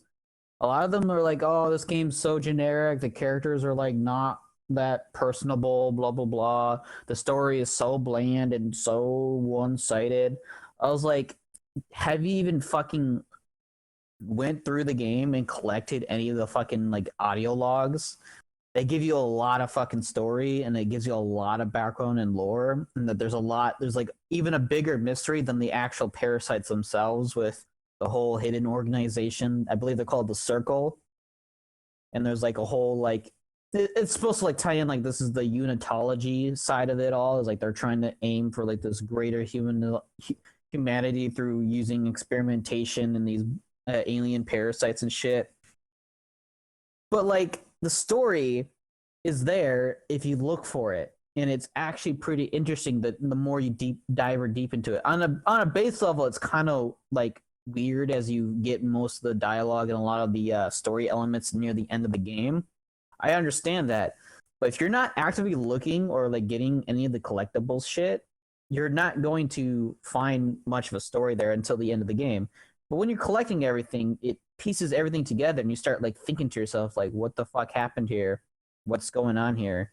And you learn quite a bit of like each character, because it tells you like their story. Like, oh, this police officer, it was sent here because he killed somebody, like because he's a racist, or he killed somebody because they're rioting and he used lethal force without permission. And so it gives you little cool little tidbits that a lot of these people are kind of here against their will. Like they've been blackmailed, they've been specifically assigned here because they needed to get out of like a bad case, etc. And like the characters, like Jacob is like one of the most realistic characters in the game. He's always questioning what the fuck is going on. The guilt that he has, he tries to bury it deep down, but his partner Max always is. But Max, who's like this ghost figure that you meet throughout the game, who's the partner who dies at the beginning, is actually Jacob's guilt, and he doesn't resolve his guilt till the end of the game because he's just trying to push it back. Like, it wasn't my fault. We didn't do anything wrong. We were just doing a job. That's all we were doing. And Jacob is like always questioning everything that's going on. He's like, what the fuck is going on? What the fuck are you even saying? And he's like, looks at people with like the most like, what are you on about type of deal. And he's like, he's like, and Jacob is such a good character that you relate to him so much. He's asking the questions and people are like, oh, I'm not going to answer to you. And he's like, well, why the fuck not? We got the time. And it's just super funny. And like, and then you have Danny, who at first is like one of the weaker characters in the story until later, where you find out that that the reason why she attacked Jacob's ship is because she traced that he had the alien parasites that infected the planet Ropa. And when you actually learn more about her story and then learn more about her character, she actually gets pretty good. And then Elias, motherfucking Elias, was one of the best like side characters that I've ever had that went away so quickly. I loved Elias. Elias's character, he was your fucking prison buddy. He was like, oh, get me out of here, and like, I'm trusting you here, and you're like, all right, cool. And he has like this hidden mystery because he's also working with Danny because he needs her to help get the shuttle so you can get out of there. And throughout the entire game, you're putting your trust in Elias, and the game kind of forces you that he might have an ulterior motive. And Jacob is like, near the when you get the spacesuit, Jacob's like, hey, he's like, what are you in for? And Elias replies, he's like, what? You think you're helping a murderer escape? And Jacob's like, well, yeah, I want to know if you're gonna fucking kill me in my sleep. And then Elias pretty much has a heart to heart, and he's like, I am a murderer. He's like, it was a long time ago. I regret what happened. It was just the wrong place, wrong time, essentially. And Jacob's like, thank you for being honest, pretty much. And like, I think you're a good guy. And Elias is like, I don't think I am, but I just want to get out of here. And like, it's such a good dialogue between the two. And then Captain Ferris is like, oh, I couldn't say it better myself. Goodbye. And then Elias's death and Jacob's reaction to his death is so realistic. It's like you're going through such a traumatic experience, and you have a friend who has been helping you this entire time, and he just revealed some shit, and he trusts you with it, and you trust him back. And so his entire sequence of his death, just Jacob like pleading, like, "Come on, we can get you out of here," and Elias just accepts the fact that he got out, even if it cost him his life, and he was happy to have it end this way. And it's just, when I played it and streamed it, I was legit like on the edge of just like quitting the session right there, because I was like, "Fuck, Elias was so cool," and like it just goes to show that they know what the fuck that they're doing with the story and characters, and just some people who are very loud about it just don't know what the fuck they're talking about when it comes to story and characterization. It just, like, the only character that I think is weak at this point was Captain Ferris, and I think his name was Duncan Cole, the warden, because you barely know them. You only find tidbits of their information throughout the game, and it doesn't fully explain them until the end, where you learn more about, like, oh, Captain Ferris was chosen because he had potential of becoming the Alpha. You don't learn much about him. I hope if they do any expansions that we learn more about Captain Ferris. It'd be really cool if we get to play him after he's like infected, and you slowly see his transformation throughout the entire game. I think that would be really cool to show more about his character. But yeah, Elias, he was our bruv, and it saddens me that the way that he died, but it was such a good scene, and I thought he was a very good character. And I'll always say to this day that I'm still fucked up about that. he was our bro, and yeah. I really like the story in this game, and it's hard for me to accept that people are saying it's shit. At worst, it's an okay story. At best, there's a lot to go around. Max, it's your turn. I'm gonna get beaten up because I'm saying shit, and I don't really appreciate that. Okay, so the first thing I want to say, this is more to the previous point. Des brought it up, and I just want to talk about like a gameplay aspect of it. So, real quick aside, with the things that latch at you from across the room and from the cats, in terms of gameplay, I think they very much did a disservice in terms of the creatures and boss fights, because they discouraged, like, the point was to make you feel stressed, was to make it so you never feel like the enemy's letting up, to make it so you're careful around things. However, what they did was actively discourage exploration and actively discourage finding resources, which you're supposed to do because it's survival horror. I wanted to bring up this point because of a game I played recently called Fatal Frame: Man of Blackwater. In that game, it's about ghosts. They have a mechanic that every time you open a container, every time you grab an item, there's a chance that a ghost can try to grab you. If you're fast enough, you can pull your hand back and dodge it. I bring this up to say Callisto Protocol didn't have those moments. Sometimes you had a chance to grab those, to shoot those latches before they grabbed you. And sometimes you could kind of see the slugs coming, but really you couldn't overall, especially when the few came out when you're stomping corpses. And I think that's bad design. Having taxing health in any situation where you don't have a say in the matter isn't a good thing. I really think they should have had it so you had some say in the matter. Small side. In terms of the story, overall, okay, I don't know if we're gonna like fully talk about this later, but I'm gonna take the moment to talk about it now. In pretty much every way that I saw, Callisto Protocol was established to be a spiritual successor of Dead Space. This isn't me trying to say I didn't like things because it wasn't Dead Space. I wanted it to be new and different, but it's inevitable. The comparisons are inevitable. The similarities are inevitable. And looking at the story, if we're talking base story plot points, it's like the game itself very much was trying to say, like, I'm not Dead Space, I'm different. But it was Dead Space. From the secret organization with tinges of cult-like activity and religious ideals of wanting to torture yourself and others for pain in order for an evolution to the next kind, unearthing a giant creature or object underground that makes more of these creatures, the idea that they're all based on corpses and different like body parts fusing together in different ways and coming to life. The similarities to Dead Space are apparent, they're everywhere, and it's unfortunate.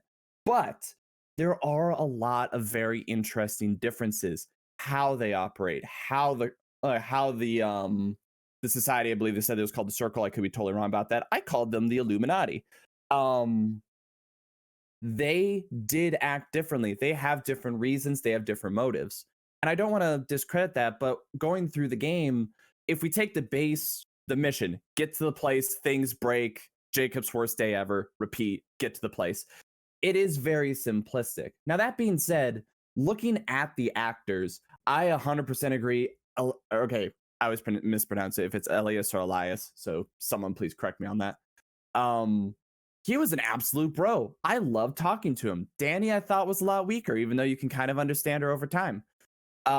Jacob, yeah, he did have very realistic things, but I will say, and the main guy running the place, whose name I'm blanking on, and Ferris, the same thing.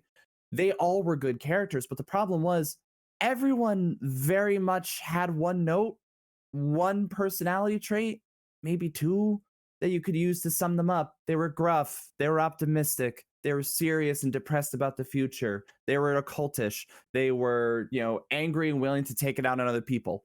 Like, everyone was very one note. There wasn't very much growth. And including the, Max coming back as your guilt, that's a good thing. That showed good character growth. You mean like the guilt of your wife and or girlfriend, I don't remember, in Dead Space, coming back as an hallucination, even jump scaring you the same way? There was a lot of similarities, and there was good moments. The acting was top notch. I absolutely adored the voice acting. It was very good. But in terms of base story, it was very similar. Now, that being said, the audio logs that I didn't like that you have to stand still and listen to, they did show more. There was a lot of other things going on. There's a lot of things that really do set this game apart from Dead Space, but they're not front and center. They need to be front and center because otherwise it feels very bare bones. I love that the world is expanded in like different the flashbacks into the one city. I think they said it was in Europa, where like the actual biophages were spreading and there was like some sort of catastrophe there. It showed and alluded to a dystopian future with who knows what kind of implants in people and all sorts of things. That's awesome. I loved that. I wish there was more of it, because otherwise it does feel very bare bones. It does feel like an odd sibling to Dead Space itself. And yeah, I just wish the things that did set it apart, make it more unique, were showed off more. All right, it's my turn. I'm gonna be a little divisive on the story.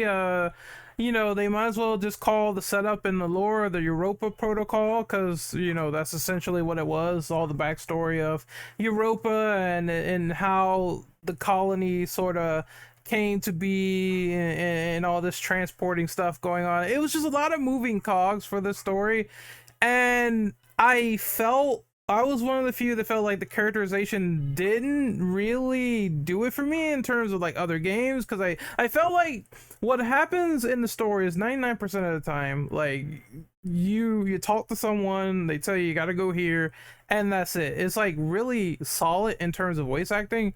Don't get me wrong, I really appreciate that, but I feel like it wasn't enough of the humane moments, and when we got those, they got ripped away from us when Elias died, or when you're trying to discover what happened with Danny and everything, and they hate each other. I felt like it wasn't really, it could have been a little bit more well illustrated, and it could have been a little bit more thought out, and had some real emotion, instead of just saying, okay, we're done here, we're just gonna move on to the next scene, because the main method of the thing is survival. Like, it's just survival of the fittest. We gotta just move on and do this thing here. So it wasn't really any moments where the characters like really got to talk to each other and find out their history from there. It was just go to thing, put on a switch, and then come back and see me.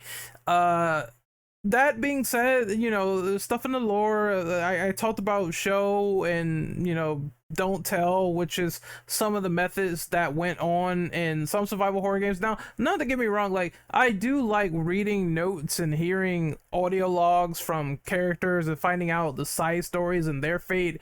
And it's like Shadow said on a previous podcast, you can't really have a story detailing all the other like side characters all the time that are relevant to the main big plot. You have to sort of cram that into notes and files and stuff like that. I get that part, but there's times where it's like, okay, for example, RE6, you find out that Leon had notions of self-deletion. I'm like, okay, where was this lore and why wasn't it actually in the game when we discover like that particular bit? Like, that's whole new information that could have been explained. So I'm like, what the hell is this? So when they do stuff like that where it's relevant to the plot and they decide to take it out and you have to read it, I'm not a fan of that when it veers off course for the main story. I feel like that should be shown in the very least, and then you can have like side character Bob get killed off in a giant, you know, bobcat pen just because. I'm fine with that being read and explored over just the main characters. That being said, I 100% agree with chat. I would have taken an entire game where it's just like Elias still alive and Jacob, because they had that sort of survival instinct. We got to get out of here, but they also understood that sins of the past kept coming up, and it was really that moment where they were like talking in the corridor, and Elias was talking about, yeah, I have sins of the past too. I'm not really happy about what I've done, but they could have explored a little bit on that. And then once they get sucked out of the airlock, he just dies. So I'm like, okay.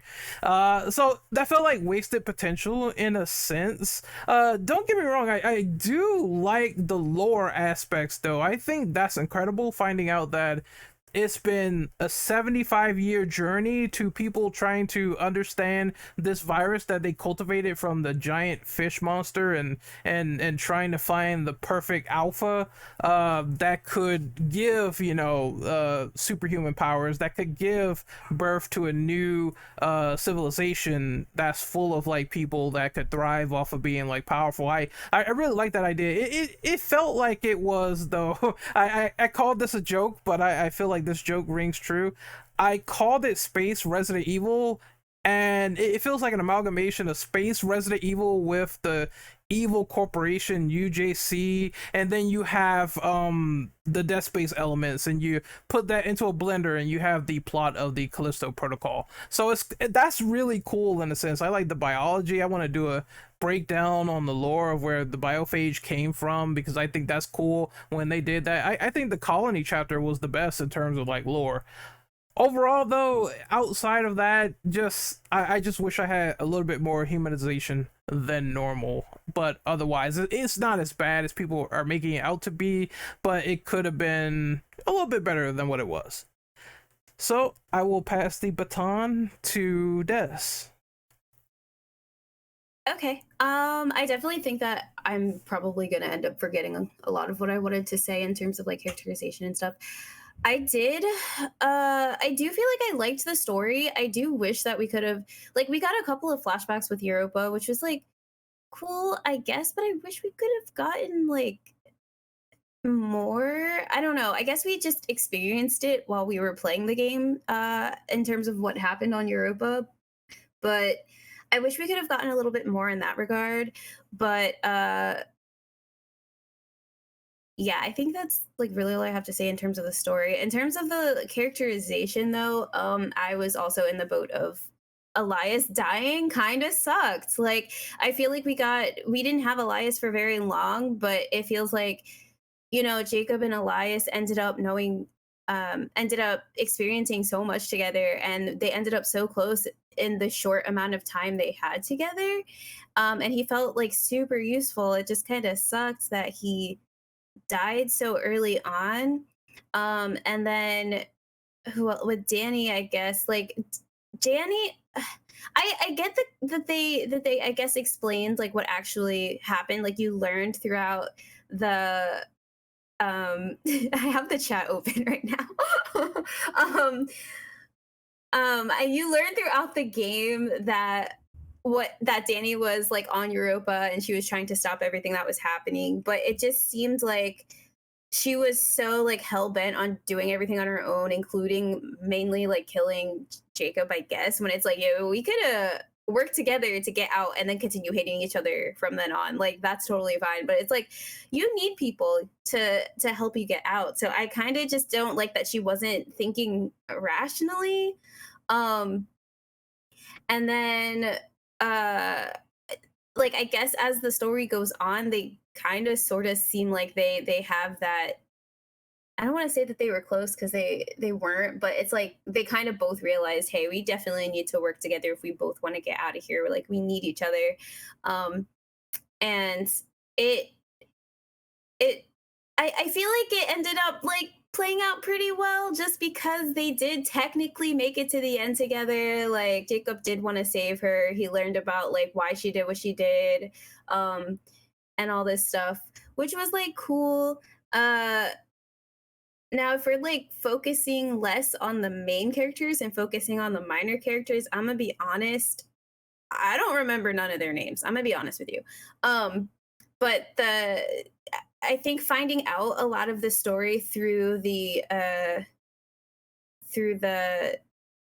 I guess like what are they called, the audio logs, finding out most of the story through the audio logs was a little like I wish you could walk around while listening to the audio logs. I think that was mentioned earlier. It kind of sucks standing still, but it's like if you could walk around and explore while you're listening to it, like that would be pretty cool.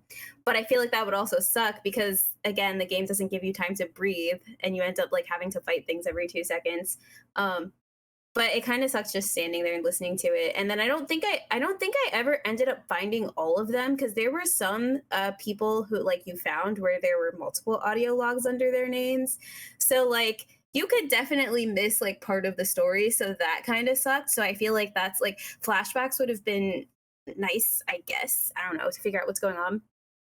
And then with oh god, I wish we could have gotten to actually know the warden a little bit more too. Like I feel like, you know, we just I think who somebody mentioned earlier that it seemed kind of culty, and I think that was one of the first things I said. As soon as you're put onto the train towards the jail, going towards the jail, and he was like announcing you were on your way to Black Iron, I was just like, yo, this whole speech feels real culty. Like it definitely felt like a cult, and for some reason like everybody went along, like everyone that works there went along with what he was doing, which like I don't understand. Like it felt wrong, like they were using these inmates to like experiment on something that was gonna fuck up everything. Like I don't understand why we thought like it was okay, especially after experimenting on so many people and seeing the same things happen and happen and happen like over and over and over again. Like they were like, and then they like the prison ended up being overrun with all of these different creatures, all of these different creature types, and it's like, why would you keep going? And they seemed like they were still experimenting while everything was going to hell.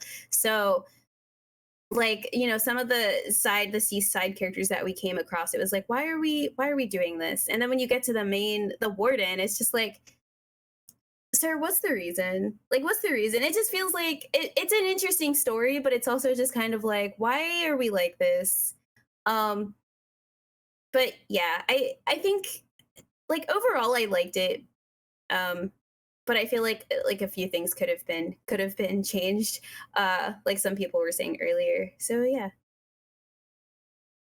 All right, next up is Spartan. I think story-wise, it was very good, but I will say a lot. It left a lot up to your own interpretation. Like, okay, who are these people? It's been going on for 75 years. What happened before then? What led to the UJC coming to Callisto, to the colony? The plot was very good. It always had me engaged from start to finish, and you could kind of see that Jacob acknowledged that even though he didn't know what he was doing, he acknowledged that he potentially caused all this. So it'd be interesting to see what we see from him in the future. Going back to what the last person said, I don't think all the guards actually knew what was happening. Again, I think it was only a select few of the warden who knew. And even then, I don't think they knew truly what was going on. Because if you look through the records of all the collectibles for the guards, a lot of them are in the prison because they have committed infractions everywhere else, and Callisto is where you go to be forgotten. So I think the warden knew what was going to happen, and a select few knew. Everyone else was like, we're kind of in dark. They had no idea what to do. The story was good. Again, I think it was trying too safe not to be Dead Space, which again I'm totally fine with. You don't want to be. I think a lot of people considered it to be a Dead Space game. It certainly wasn't, in my opinion. Obviously, it took elements from one game and another, but it's 2022. Which games doesn't do that anymore? I thoroughly enjoyed it. Elias was brilliant. His characterization was fantastic. I mentioned it in the chat just now. I thought he was an hallucination the entire time, and it wasn't until we met up with Danny in the shoe that I thought, oh shit, no, he's real. It seemed like a real easy cop out method. Do you know what I mean? Danny's character was very dislikable at first, which I think was the whole reason. I mean, she crashed your ship, she killed your co-pilot.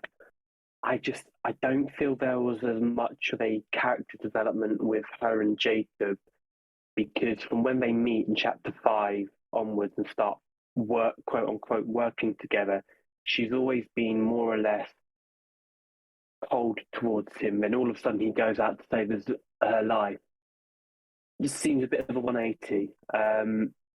But that's not to say it's truly terrible. I will say I think its biggest flaw is that it leaves a lot of the information up to interpretation. And in some games that's all well and good, but with a new IP, not so much. All right, so we're gonna move on to Shug, who's gonna be the last one that closes out this question. All right. So, I enjoyed the story. I thought it was pretty interesting. I liked the whenever they actually start explaining everything that happened in the colony. I think, like Ren said, the colony is probably like the best chapter in the game, in all honesty, because it fills in a lot of the gaps, especially with the fact that they were there 75 years before all this kind of shit happened. Because I had the same kind of question in the game whenever you actually go outside for the first time after all the Elias stuff happens, after he gets fucking killed like bullshit. You see a lot of the monsters already frozen and stuff, and I was like, this is happening fairly like instantly inside the prison itself. But I don't think at the time it should have reached outside like how it looks. And it's like, it probably did. I don't know. I'm probably just, maybe nitpicking a bit too much on how everything originates and whatnot. But I always thought about that it was kind of weird, the fact that there were already so many of them outside and just frozen still. Like they were just there for ages. And we're now just finding them later on in the story. Character-wise, I love Jacob. I think Jacob was a pretty interesting character, especially with the fact that he kind of blocked out the fact that he knew what was under those medicinal or medicine packs or whatever he was sending to Europa itself. Especially after the fact that, he's like, oh, let me take him out the box, look at him, and be like, it's not my fucking business to know what the hell this is. I'll put it back in the box and forget about it. So it's kind of interesting seeing how they actually explain that after he gets all these memories and starts to reflect on what happened and why he might be somewhat to blame to what happened in Europa. Excuse me. And I think it was pretty. He was pretty well executed on how they did him. I think I found some similarities with him and Isaac from Dead Space, where it was just a regular day and it just went all to shit. And in terms of him being just doing a job real quick, be done with it, and it just all goes south for a trilogy. And it's pretty interesting. I saw some similarities between him and Isaac in some spaces in terms of how his character was made. And Captain Ferris, honestly, I saw him mainly as a jock, like a jock character in one of these like old '80s movies. He's gonna be on your ass the whole fucking time until he either kills you or you kill him. There's really no other way to get rid of him. And I've always been a fan of Sam Witwer, so it was very interesting to see him play the villain.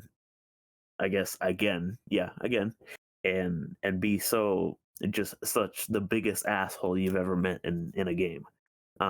So yeah, I think I was a fan of those two characters the most. Elias, also, yeah, like Elias was probably a fan favorite. I want to say, um, Elias was a pretty chill character. He gives you your first weapon, which was the little shiv. You know, that was pretty interesting.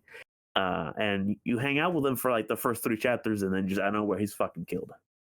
So it kind of just it kind of kills the buddy cop, as it was being said in the chat earlier.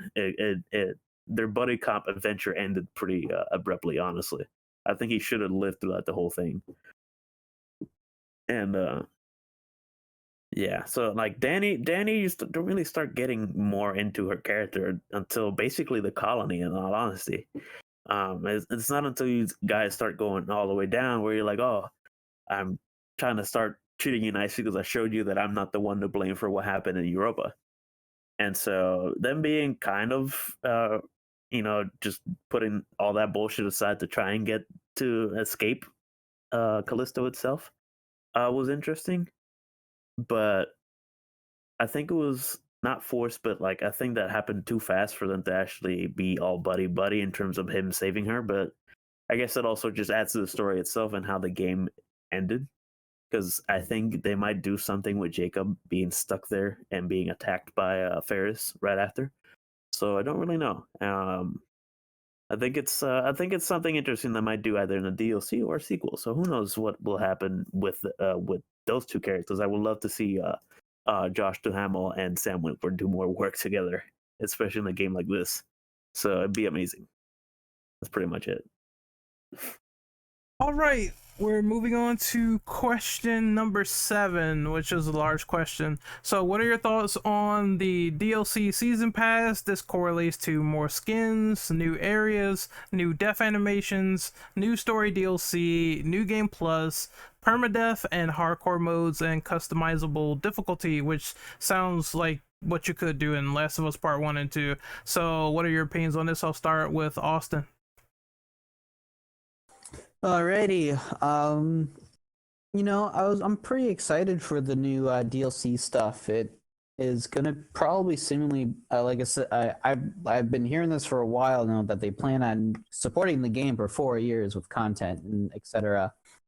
And we have the first quote unquote DLC free upgrade, which is in February, which is the hardcore and the hardcore mode and the new game plus stuff, which is going to be pretty neat. I can only guess that hardcore is that it probably is permadeath, is what I have to say, or it's limited saves, or you have limited supplies, or etc. Like it's going to just make the game harder, or going to be more risky to do certain plays, which I'm very excited for. Like I wouldn't mind playing on a harder difficulty like hardcore. Yeah, like more skins is always nice. Like I got the pre-order skin for Jacob, which I really like. It's mostly all black and gray. It's just completely different than the orange jumpsuit, which is fine. But I like the DLC skins. It just adds a little bit more variety to the plain, orange jumpsuit. Sorry. And people were like complaining about like, oh, they're gonna add in new death animations. It's mainly because there's gonna be different enemy variety in terms of like mutations. There's gonna be just more enemies in general, and they probably had planned to animate more death scenes or death animations because they had more creatures in mind to explore with those. I'm looking very forward to the new story DLCs.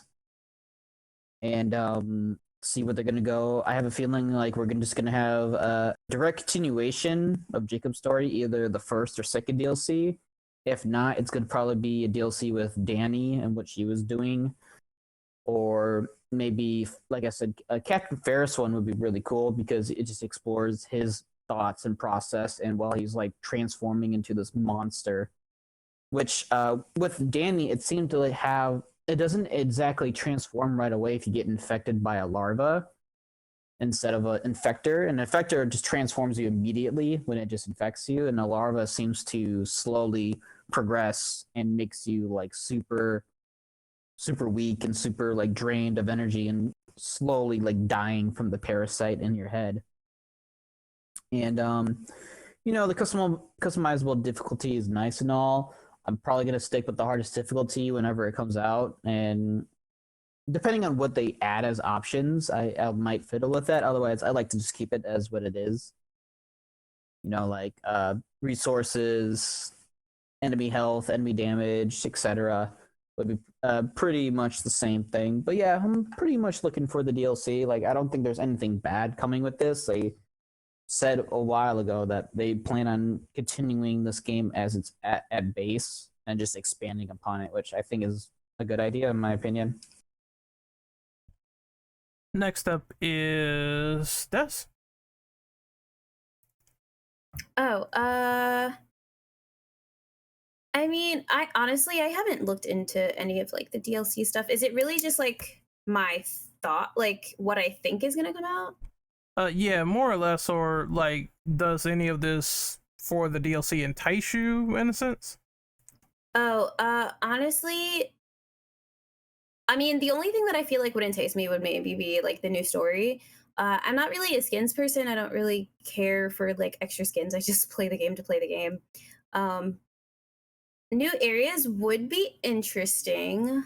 Death animations, I guess, would be interesting. I think after dying a few times, I just like don't care, and I usually skip them. So, um, but I guess it would be cool to like see new deaths.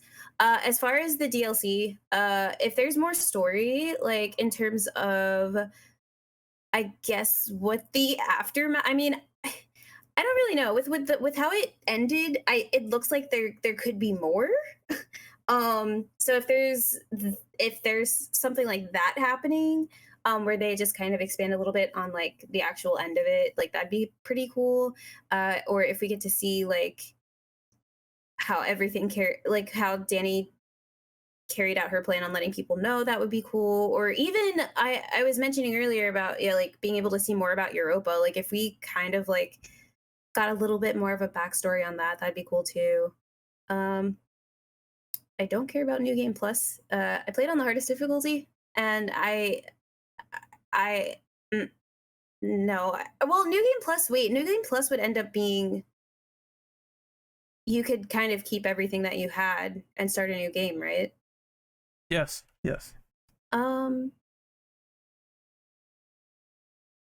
Maybe. Maybe that, but that's if I played the game again. I don't know if I'd play it again. If I were to, I would have to give myself some time. As far as difficulty, I wouldn't I wouldn't really care about permadeath or hardcore modes. And then I'm not really, yeah, I don't know. I don't think I'd play on anything but the hardest difficulty. I would probably go lower from there if I were to ever play that game again. So, yeah. All right, Max, it's your turn. For me, looking at the DLC season pass stuff, skins and death animations, I mean, if it's new enemies, great, good, but I don't really care for it. Permadeath and hardcore modes, well, when you're on maximum security, most of the guys are already one-hit kills, so there's really not the biggest difference. And considering there's customizable difficulty, considering you can edit the difficulty whenever you want, that is effectively that. And I imagine there'll be more options, like, I don't know, less items, remove certain items, only have X kind of enemy, change the amount of mutations, okay, I think New Game Plus would be interesting, but the problem with those difficulty things and New Game Plus is, okay, so chat, I think it's going to be less items. Okay, it's the same as before. I don't really, I don't really feel the difference that much because the base gameplay is really easy and really easy to abuse. I don't really see much of a value in those kinds of modes unless the gameplay itself changes radically. Because when all it is like, oh, they have more health and you have less health. Well, nothing really changes. They're not using different moves. They're not being smarter. They're not changing enemy placement. They're not doing da-da-da-da-da. Those are the kind of things that I care about. Now, if Hardcore has that, if Permadeath has that, if New Game Plus has that, I would be more okay with it. But if it's just raising and lowering health, then what's the real point? I don't think I've ever played a game where I've immediately finished it and I said, now I want to play New Game Plus. Like, I almost never want to do that, so it's not really for me. I would say the biggest thing I care about is the story DLC and the new areas and stuff that come with it. Some of the ideas that were brought up before I agree with, more about Europa. Maybe when Europa originally had its catastrophe and like you have to be someone that tries to escape. Maybe maybe like the colony when they first encountered it, and once again them trying to escape, only discover a shadow organization stopping them, and like, why are all these different, I don't know, subroutines or whatever make it so we can't tell people or like find a way out, and you trying to survive for as long as possible. Maybe, I don't think it was confirmed for sure that Jacob immediately died, so maybe it's him trying to escape and like slowly succumbing to whatever infection. Or maybe it just directly follows Danny and we just see where she goes off to next. Or maybe when Danny was recruited. Those are the kind of things I would be down for. But how much of that should just be Callisto 2 versus how much of that should just be DLC? That's getting into semantics. So I'd say with the season pass, yeah, the story bits are what I care about. All the cosmetic and the difficulty stuff, honestly.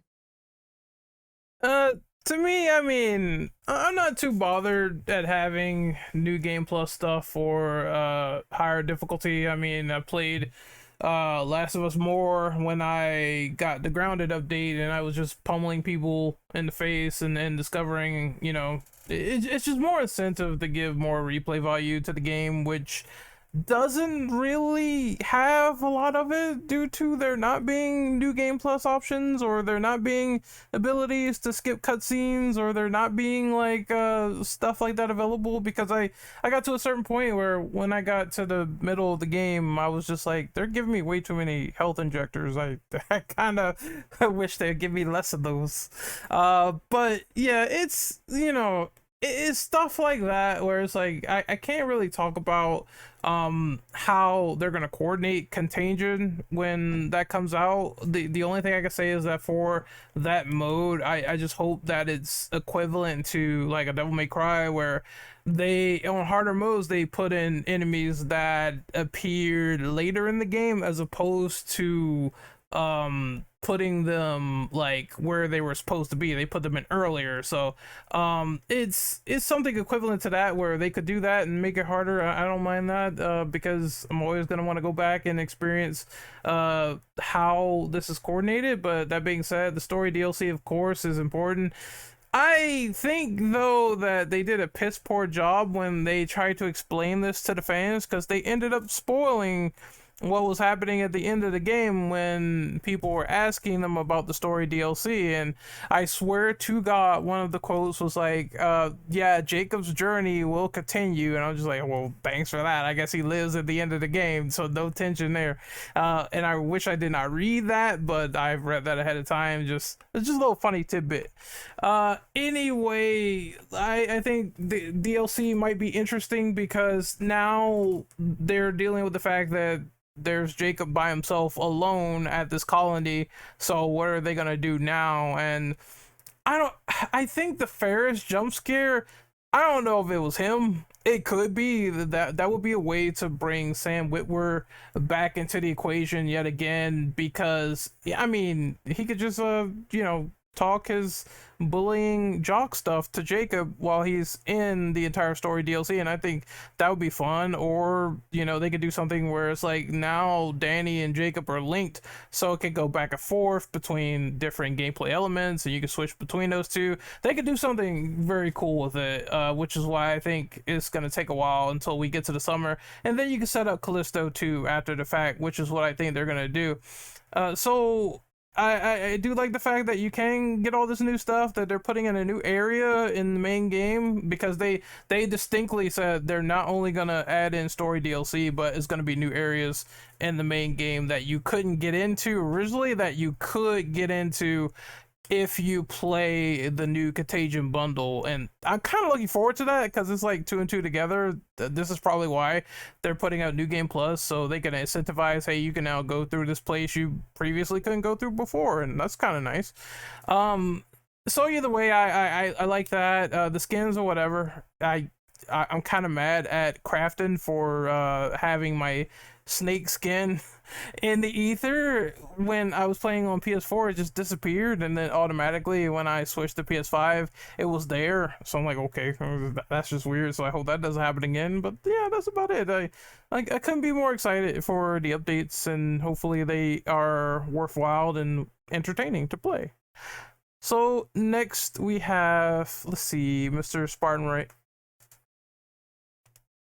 I'm very interested for the DLC. I actually am interested in the skins, especially for the spacesuit, because oh my god, that thing was fucking sexy as hell.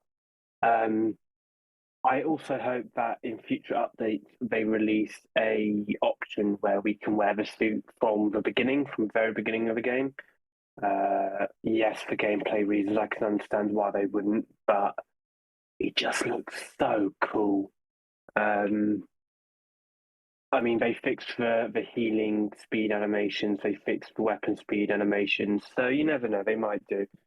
I'm looking forward to the rest of the DLC, especially Silent Challenge. I platinumed Callisto within 36 hours of launch, so I'm just sort of tiding my way through it now. So hopefully more difficulty will be a bit of a challenge. I've said before on the chat, I play Dead Space 2. Whenever I play that on hardcore mode because I'm a masochist and it's not a challenge otherwise. Pardon me. But yeah, I am looking forward to all the DLC. It would be interesting to test my boundaries because I'm going to say I'm fairly good at the game. I'm very good at the game, and it would be nice for the game to kick my ass and say, "Oh no, actually, you only think you're good at the game."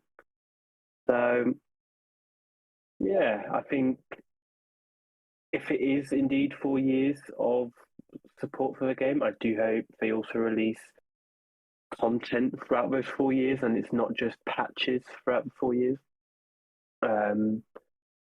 They have a lot of work cut out for them, and I really, really, really hope the DLC can make up for the sort of lack of I wouldn't say lack of content, but if you know what I mean. New Game Plus especially, I'm very, very, very surprised that wasn't in at launch. And again, I've said on the other channels, if I know this is we're talking about Callisto Protocol, but if the Dead Space remake doesn't have New Game Plus when it's released at launch, I will riot because there is no need for that to happen. But we'll see. Overall, looking very, very, very forward to it. More so for the skins than anything else, because I'm a basic white bitch, but there we go. I like a bit of shopping. Yeah, I said the same thing in my review. I said New Game Plus and Survival Horror kind of goes together like bread and butter, and it goes double because considering the fact that I couldn't get the alternative pistol and you can't sell your guns, I don't get the chance to re-experience what that gun was unless I completely start over. So that idea I am not liking that much, how they segmented that, but whatever, we'll see how it is in February, I guess. So Shug, you're the last one. Alrighty. So I think like everybody else, we're not really interested in on the skins and all that kind of like more cosmetic kind of parts are not really that necessary in all honesty. I think the new areas would be very interesting, especially if it's like something added onto where you cannot access before during the story. That'd be very interesting. The death animations, I think they were enough already in terms of like the 6, 7 times that I died the same way. But I think I don't know, the death animations maybe. I don't know. I think that will probably be uh interesting to see what else they would add to how you would die in the game. But I think I'm more interested in the story DLC. Like, I would like to see something, either a prequel of sorts, maybe down in the colony, how everything happened. That'd be very interested to see, and it would give more background to what exactly happened and how it went down and why it happened. Um, Same thing with the Europa situation. Like, they kind of introduced it at the first chapter in the news, and then they kind of reintroduce it again in like some flashbacks here and there. And they don't really give you that much. Exactly like the Europa Protocol. They can call it if they want. Honestly, that's what I thought too. It'd be interesting for them to make a sequel or a DLC that has to do in Europa, because I'm pretty sure that's where you're probably headed next. That'd be that'd be somewhere where I would probably maybe center a sequel and just put it on the next planet, that or moon or whatever the hell it is. I think, yeah, it's a moon, and just whatever happened there, you could probably from Callisto go to Europa. It's like it would be a nice follow up. It won't be anything new. It's like a place that we know has something to do with the story itself. And yeah, like I think either DLC as a prequel or DLC as just something that specifically happened during the story or right before the story itself. Um, yeah, New Game Plus. I normally don't really go New Game Plus in anything, but maybe for this game I will if it ever does intrigue me to do so. Permadeath hardcore, I don't hate myself enough to do that, so I'm good. And customizable difficulty, same way. I don't hate myself to do those, but I think that would be pretty interesting, and maybe add more people to actually give them a chance to play the game, and maybe for those that love to play them on hardcore and permadeath and all that kind of shit, maybe they'll enjoy the game more. But yeah, I think story DLC would maybe is what it will bring me back into the game, just so I can see what kind of thing they would actually deal to us in general. All right, so we're moving on to question, let me see, number 8. Uh, Basically, the death scenes in the game, of course, they advertised this game on gore alone and then stuff like that. That's not it, but I mean, they did definitely say that gore was one of the main selling points for Callisto Protocol when they showed the guy getting his head like eaten off. So, what did you guys think was your favorite death scene in the game? I'll start with Austin. All right. I've seen pretty much all of them. I even made sure to look on YouTube all the death scenes to see if I had all of them shown, and I had. A lot of them are pretty brutal. I really like. Some of my favorites would probably include just the just normal infected just getting you in a headlock and just beating the shit out of you until you just on the ground completely fucking battered. I think that's like one of the funniest ones that you can see. It's just that. I would say probably one of the gruesomest ones would have to be the blind guys. If they grab you and kill you, they legit stick their fingers in Jacob's eyes and rip out his eye sockets and just let him die. And that one's pretty brutal. It's kind of like hint, nudge, nudge, like, oh yeah, these guys are blind, so they're just trying to steal your eyes and shit like that. But I'd say my favorite one would probably be the insta death from Captain Ferris. When he kills you, he just fucking smashes Jacob. He just smashes Jacob's head in, which looks pretty funny, and then he just curb stomps the fuck out of him, smashing his entire head in, and then he spits on his fucking corpse. That is so fucking hilarious, and I loved it. I was like, damn, Captain Ferris, I get it, you're a fucking bully, but that's like some overkill shit, but I like it. I think like, it gives like Captain Ferris some personality in like the way that he kills his opponents. It's like he's really ruthless and petty, and it's probably my favorite in the entire game. It's just seeing people's reactions of him just spitting on your corpse is pretty funny, and it's petty, and I just love it, honestly. All right, I'm gonna go next real quick. I'm gonna try not to take many people's favorite deaths, but I will correlate it down to two. So I'm gonna correlate it to favorite and most brutal that I enjoyed. So most brutal has to go to that creature that has the tentacles in its neck or whatever. The creature that has like one sunken head on the side and the other with the jaws like inside its neck.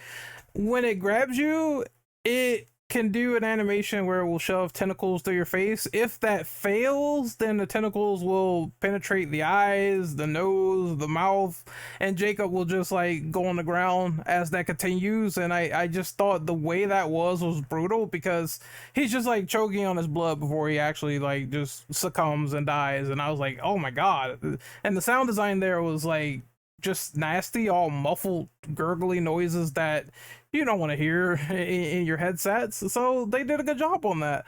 My favorite death probably has to go to the two head. As much as that boss got like really old, I like the idea that when it killed you, it just did this like body slam.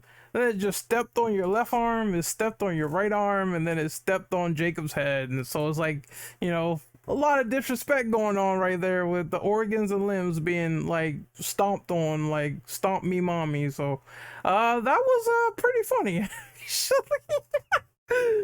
So that's my favorite, and that's the most brutal as well. I pretty much enjoyed those two, so I'm gonna let Max go on his. For me, I'm trying to like I just looked up like a clip of all death animations to the Callisto protocol in 6.5 minutes. There's a part of me that still finds it weird that there's almost an obsessive amount of gore in different ways Jacob can die. I don't know if a good horror game that makes. I wish they would go darker on other aspects as well, but I did really appreciate the variety for them. If I had to say like specific favorites, as much as I hated the slugs for being little taxation as theft enemies, their kill animation with like the tentacles in your face was surprisingly freaky. It's like, oh, a worse version of face huggers. But the one that I love more than that, we didn't really talk about this enemy very much. The I think they're just called sentry robots. There's something that I love but also really scares me about large, long-legged robot or long-limbed robots that move a little bit too fast. I forget the name of the one from the robot from Star Wars Rogue One and also Fallen Order. I think they're just like called Imperial droids. I forget exactly what they're called. But the way that those guys move really fast is always unnerving, and it hit me again when I was playing Steel Rising and playing Callisto Protocol. Not when they shoot you, like not when they shoot you with the gun because oh they see you and on maximum difficulty they just instantly kill you. Kind of a dick move. They're designed to like avoid the different biophages. Then you realize oh this was done on purpose. No, their animations that I loved is when they curb stomp you and grind their heel into it. It's done simultaneously with robotic efficiency, but there's some odd level of sass there. It's like this robot does not need to grind in my brainstem, but it is. This robot does not need to grab and turn people into Swiss cheese, but it does. It's unnecessarily brutal, and yeah, I like to say though, like those two specifically are my favorite. Like those two specifically are my favorites. A lot of the other ones are good too. Specifically, the one that like rips your head into a diagonal slash, like seeing the inside of your mouth and brain. Really gory, really freaky. Kind of got sick of that for the third or fourth time when the stuttering happens. But the robot grinding their heel into my head, that never got old. I adored it. And then, yeah, as chat said, the target neutralized. I'm like, yay! I love the robot death sounds. They make me happy. Yeah, I like when the robots talked. Oh, like they killed you. It was fun. Exactly. Like I will always adore sassy robots that are given just a little more personality than they should have. But next up is Mr. Spartan. So, what's your favorite death animations? Oh, my favorite death animation is whenever I'm being stupid enough to get close to one of the environmental hazards, because that shit's funny. I know I shouldn't get near it, but when I'm just using the grip on enemies. I get a little bit too close. I get sucked into the abyss, and then I'm just outed. But I will say, not so much a death animation on Jacob, but I think the best death would be the wood chipper in Chapter 4, where you can just pick enemies up and sling them, and then all of a sudden you just see this viscera come out in a rain of blood. Oh, it's fantastic. All right. Shook, you're next. Shook? Yeah. Yeah, sorry. Sorry. Yeah, so I think the death animations, in all honesty, were gory as hell, and I love them.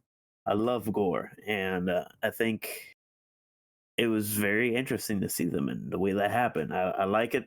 I like that whenever they would just slightly stab towards you, and if you have low health, that motherfucker will shave off your face, like about half of it, into in an angle, and then Jacob would turn around and wiggle his tongue and then die. Like, I think that was probably one of my favorite ones in terms of gore. I mean, you also have the wood chippers. I have accidentally walked into one of them. I wasn't paying attention. I was backing away, and the robots are also very interesting in the way they kill you. But I just like it. I like the general death sequence they give you, where they shoot the hell out of you, and they just turn you into Swiss cheese, and they blow up your head. That's pretty much like how it went normally. I didn't really get any other death animation because I never got close to them. But I think they were all very interesting. I love them all, and especially the Captain Ferris one. That's probably the most popular one, especially with how much disrespect he put on the fact that he stomped on your fucking head and proceeded to spit on you. I think nobody will ever get over that, and I hope that with those extra death scenes that they're gonna add, I think they should add something else to him. I think it would be interesting to see what kind of other thing he would do to you. Maybe just teabag you when you die or something. That'd be very interesting to see what happens. Let's just look at chat. He kills you with his balls. You don't realize it, but in the room that's actually a wrestling ring, and he grabs a chair. Just turn him into John Cena. Holy shit. He's doing the triple suplex. Oh, okay, Des. We gotta get you because I did skip you, so that's my bad. You did. I was like, damn, okay, I guess I'm forgotten. No. No, okay, so I liked like four different ones. Again, I kind of just started skipping through them because I died so much playing that game. But the four that I do like the tentacle ones, because that was horrifying to watch. Like, to think about you going through that, like, that was horrifying. There's times when you get your head bitten off, or like what creature I forgot completely about that I could have mentioned earlier was that, those creatures that were like, they could like go invisible, and they were like on all fours, and they could like crawl around like the ceiling and the walls and stuff. Those I hated those so much. But when they like bite off your face, that was like, whoa, what the hell? And then there was another one as well where you literally like the creature would like put their hands into your mouth and just like rip your face open that way, and like that was your death. Yeah, that was probably one of my favorite ones, because that was one of the first ones that I was just like, holy shit. Like, I wasn't even mad that I died because I got to experience that death scene.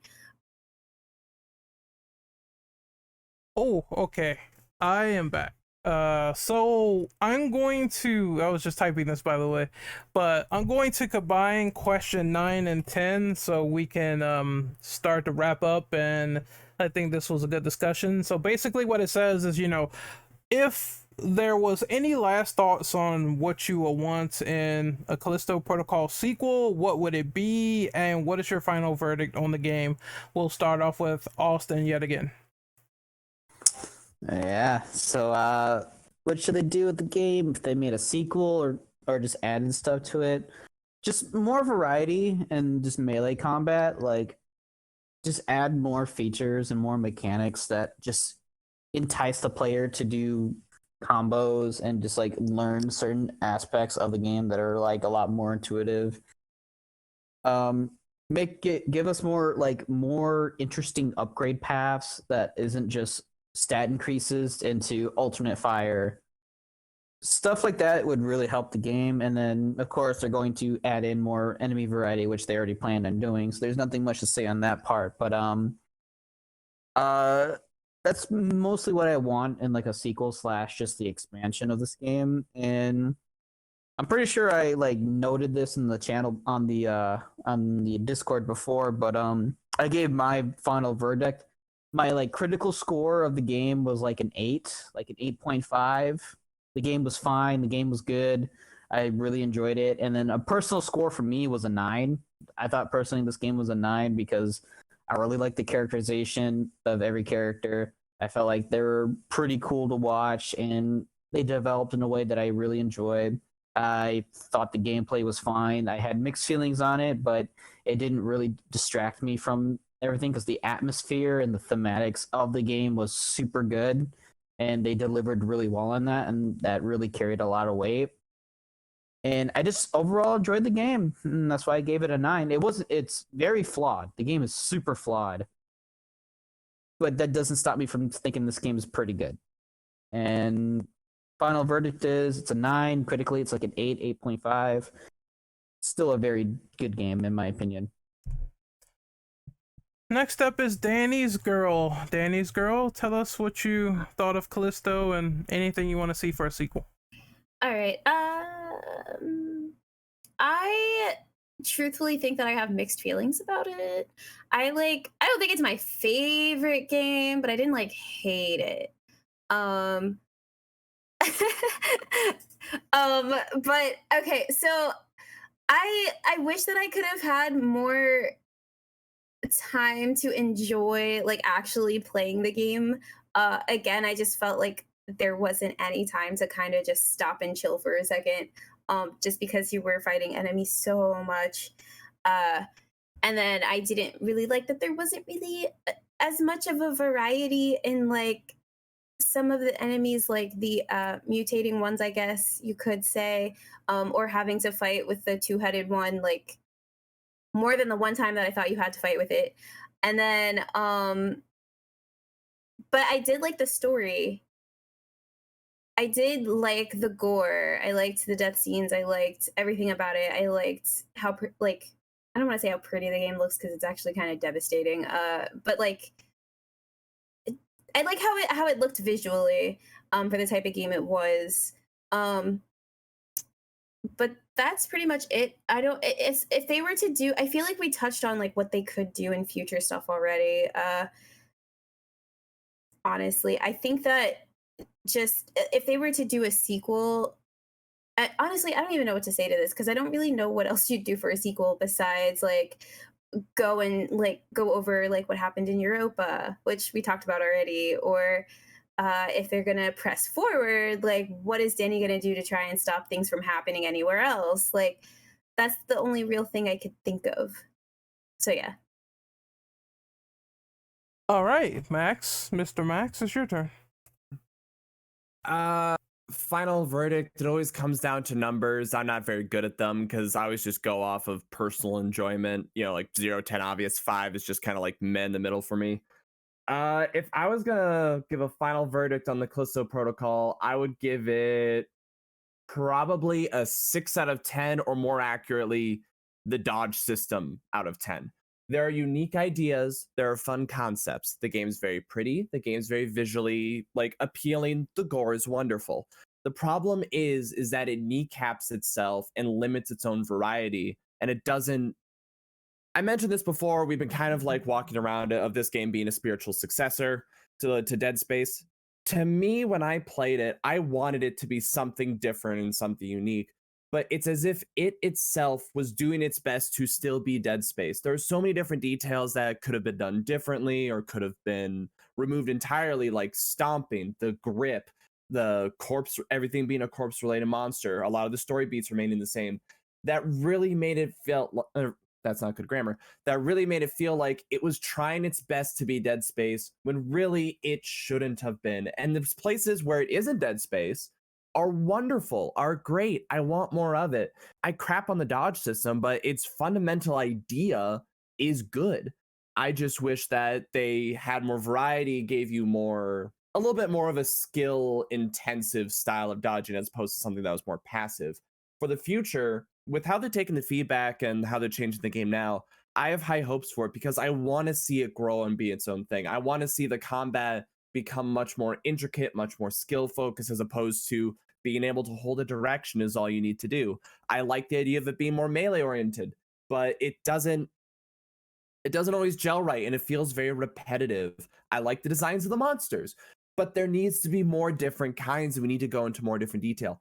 Everything that makes this game separate from Dead Space needs to be put on a pedestal, shown, displayed, and celebrated, because that's where this game really does shine, except when it decides to follow the same path that its predecessor did before it. That's why I relate the game as the dodge system out of 10. It's a great idea, and all new ideas must be celebrated because, for all we know, the dodge system that Callisto Protocol had could have changed the industry, could have been something new and wonderful that everything does. But you never know until it's tried. Personally, I don't think it worked very well at all, but trying new things and being a new IP is what's important.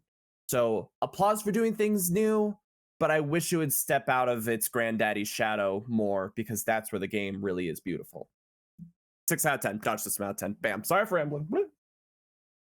All right, so I'm going to go next. I think that there is a lot of things they could implement in the sequel. Obviously, if they make a more varied game, then I'd be fine with that, because Glen is very on the ball with listening to feedback, and I'm pretty sure they're going to take what worked and what didn't and is going to make it even better sequel. I do think that in some capacity there are people that are definitely like very, very, very adamant and hard on this game, and they say it's like a 0 out of 10, and the 7 is the new 0 nowadays. So it's like, okay, my opinion on Twitter has always been where it's like there's going to be those like starting sequels that just might not be the best thing in the world or whatever, and that's fine.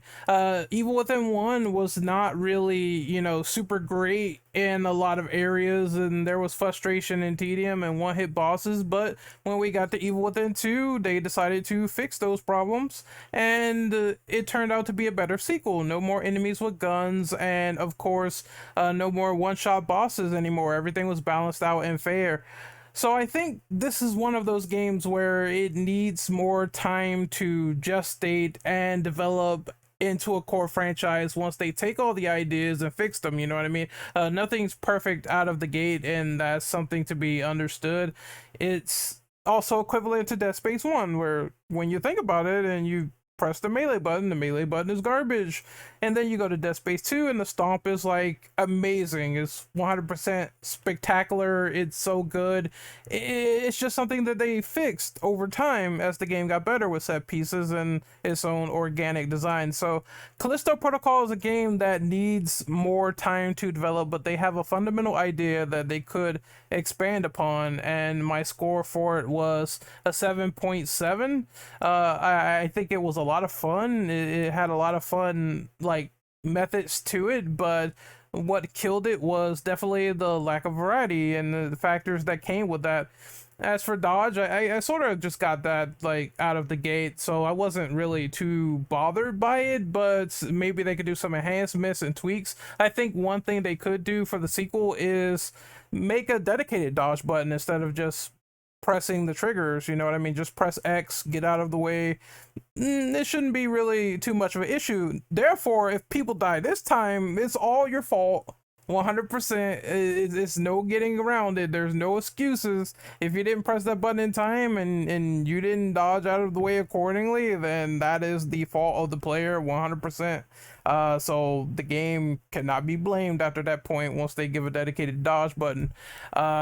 That being said, that's about it. I think, it's worth playing, definitely, but I would say, and I said this when I reviewed it, wait for a sale, because if they're going to not only put you in the box for this season pass and everything like that, and you don't get New Game Plus and all that stuff until next year, you might as well just wait close until the story DLC comes out, and then by the time a summer sale happens, you can get Callisto on sale with, you know, all of the DLC involved as a special package, and it probably might be less money that way if you get it like separate or something. So I would say just wait, see if the price drops, you know what I mean? The big hot commodity that's going to occur in January is Dead Space Remake, which, you know, and I still have that conspiracy theory where it's like maybe they didn't want to release it until next year, because it would have got buried by like Dead Space and stuff like that, so they had to make it this year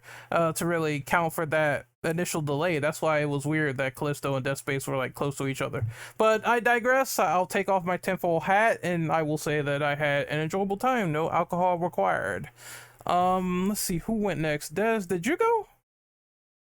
I'm just making sure. I did. Okay, so it's Spartan's turn. Spartan? Hello. Just I making like sure you're alive. Unfortunately.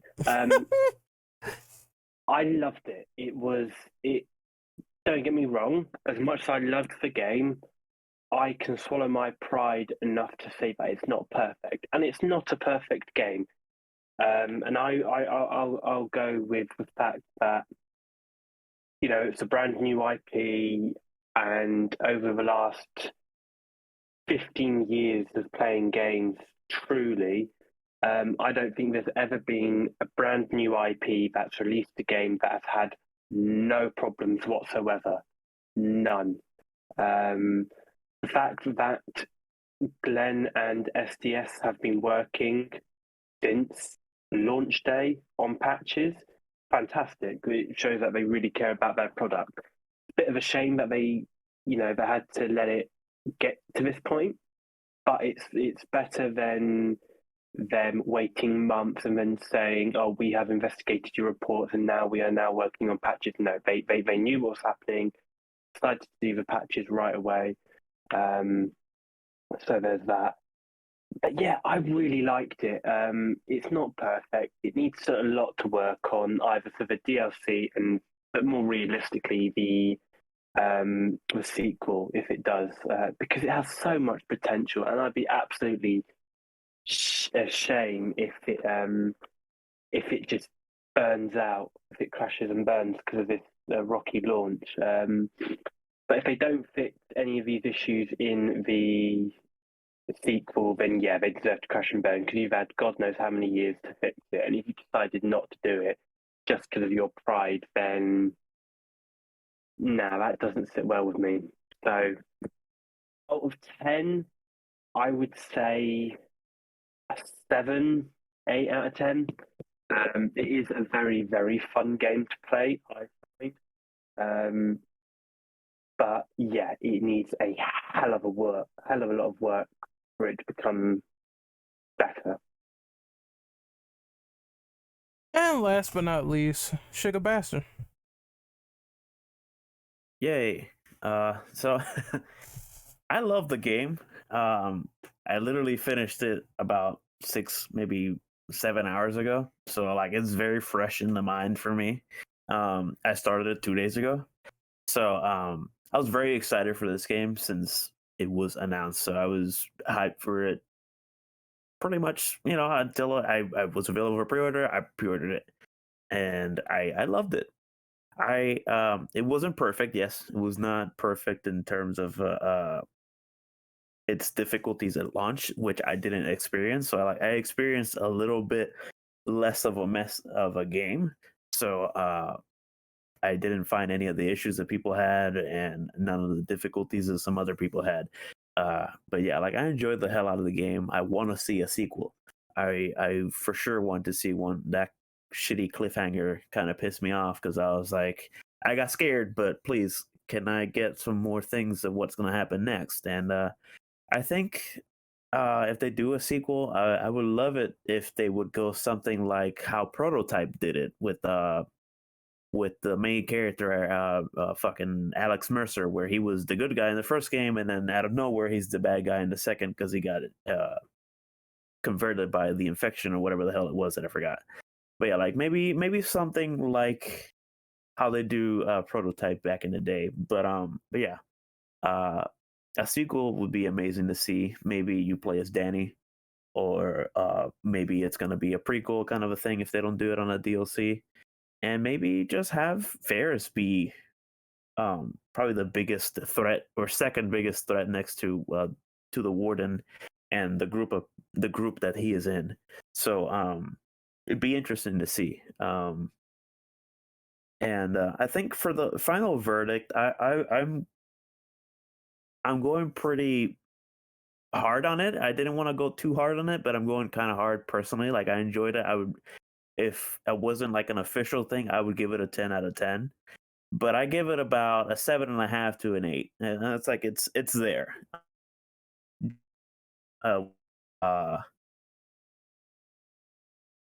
There were like a lot were explored first, and you the audio, and you had to pay attention to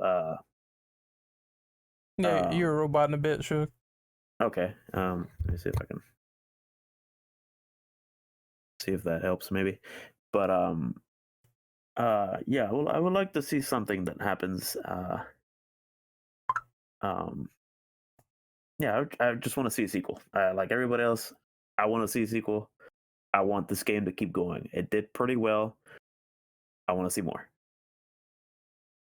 All right, we're going to do the outros. This was fun to talk about Callisto and sort of give all our thoughts and opinions and final matters on the topic. And I think everyone is mostly in agreement. I don't think, because there's people that's like, oh, I was gonna let it go to waste or whatever. I'm not like that. I think it has enough building blocks to make a sequel to do something, because I mean, once they get to that point of fixing everything, is going to be the best thing in the series. And I mean, I'm not gonna fucking lie, I love Uncharted to death, but Uncharted 1 pales in comparison to Uncharted 2, and that's because they took all the feedback and said, look, this is what worked, this is what didn't, let's tune up the shooting a little bit, and then it turned out to be a franchise success, a big milestone.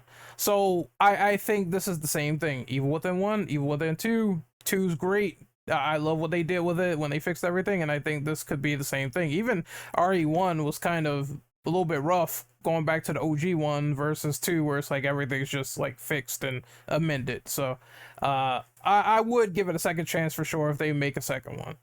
That being said, we're gonna do these outros. So first is Austin. Plug your social media, good sir. All right, I am AK Austin. You can find me on Twitter under AK Austin. Oh, there we go. Sorry.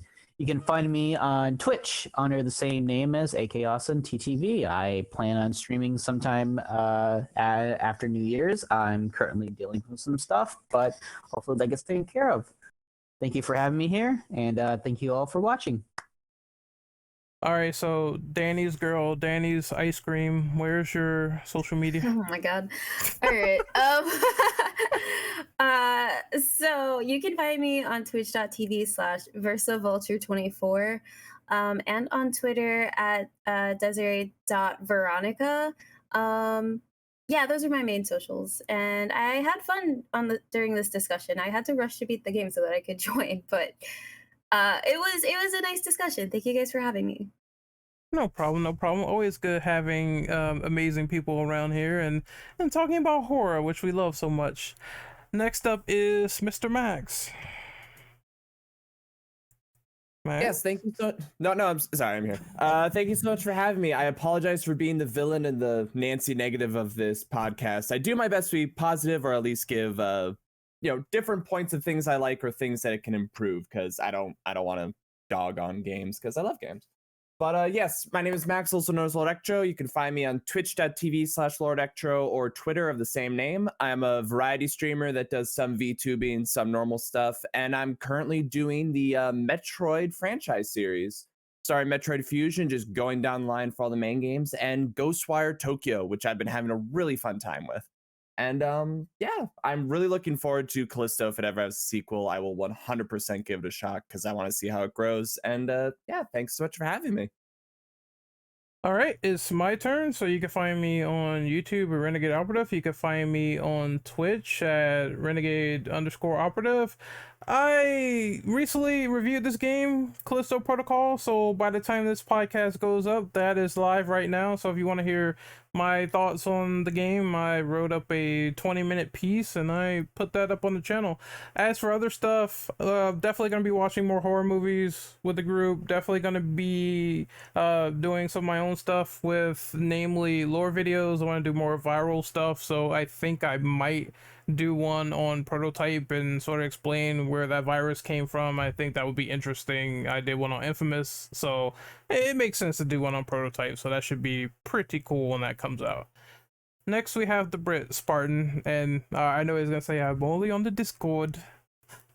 Yeah, no, I am only on the Discord. I'm a voyeur. I like to watch. I like to dip my finger in every so often. I have a Twitch, but I am in the process of renaming that to something wholly original. So we'll see. All right, and Sebastian, where can we find you? Hello. So yeah, guys can find me pretty much anywhere. Yeah, I think I have one different, but that's whatever. But yeah, so find me on Twitter at SugarBastion. Any links that are needed will be there on my description. Same with YouTube. My username will be SugarBastion. I'm currently doing Final Fantasy Crisis Core. That is a no commentary walkthrough because I played the game many years ago. And on my Twitch, same name, SugarBastion. I'm currently doing the Witcher 3. And I'm doing that for that new update they released. So yeah, that's pretty much all I'm doing so far. Just 2 games. I'm almost done with the Crisis Core stuff. So if anybody will find it interesting, it's up and running right now. Awesome. We're gonna sign out right now. The next big podcast is going to be, of course, no brainer for horror, Dead Space remake at the end of the month. I have a PS5 now, so I am locked in, and I will be buying that day one. I'm gonna try to play the original so we can sort of compare and contrast, but that's gonna be the next big horror sort of podcast, so look forward to that when we talk about that. So we'll see you guys next time in YouTube land, Spotify land, everything. Later.